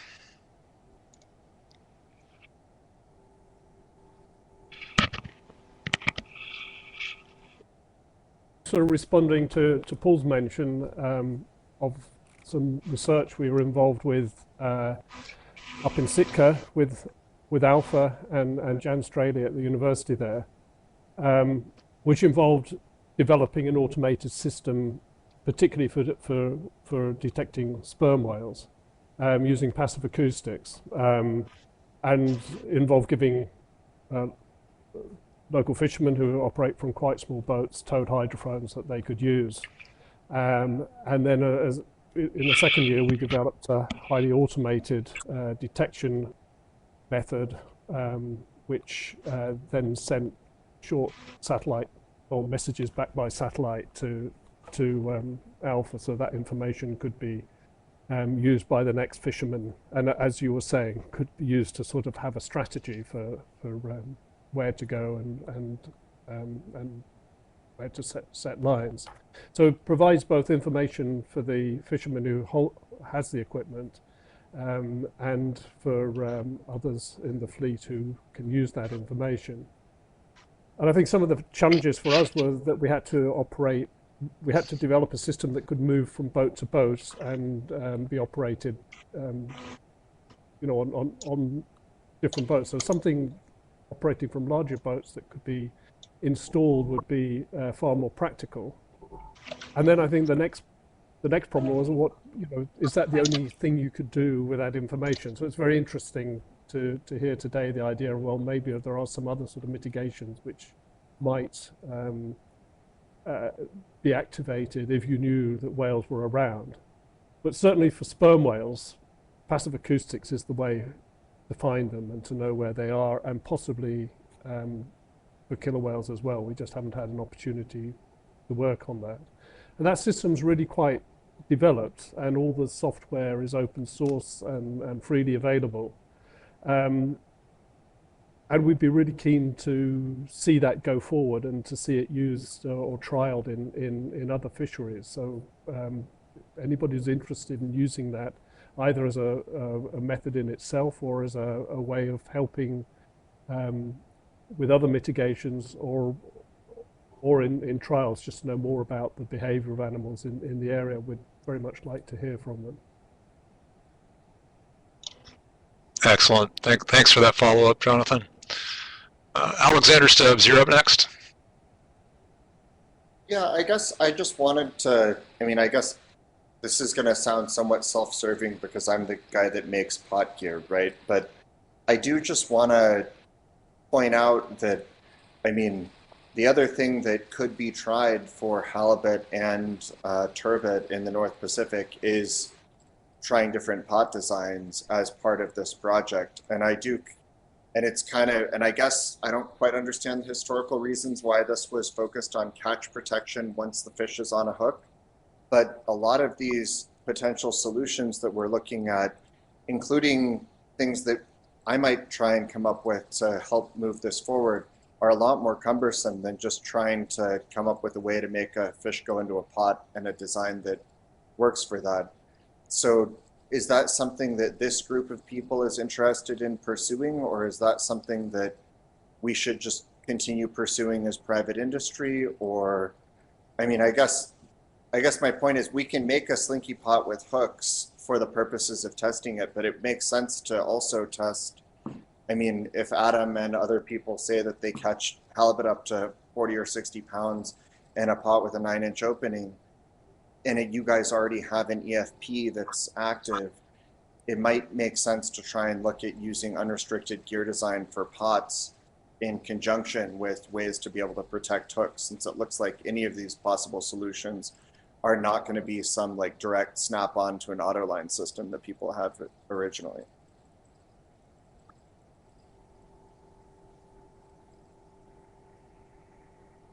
Yeah, thanks, Alex. So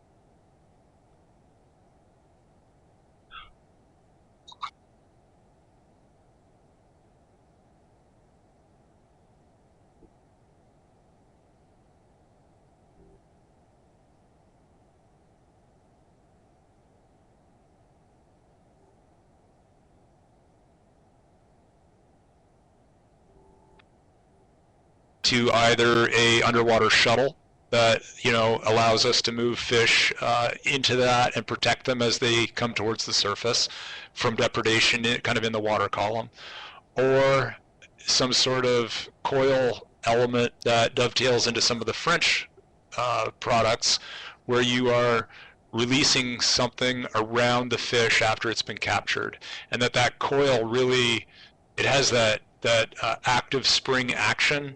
It has an active hollow center that allows an animal to be inside of it. And it could have streamers, it could be simply the coil, it could have mesh surrounding it on its sides, just not on the end that's jumping out and going over the animal. So I would think there's certainly opportunities to partner with you on that in this study, to pilot some ideas there and just see how they work. But as far as kind of pot design, pot entry, different materials, I think that would probably be a different route at this stage of the game. Ian may have some other comments on that, I don't know.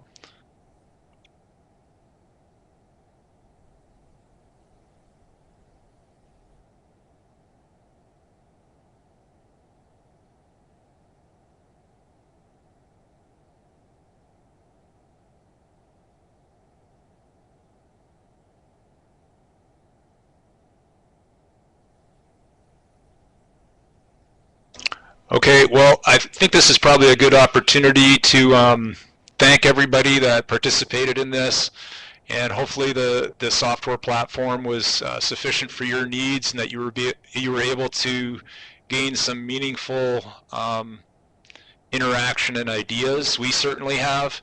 And again, we thank everybody who was involved. We thank the funders for this project, the Bycatch Reduction Engineering Program, and the background staff who helped the platform work as seamlessly as it appeared from my end.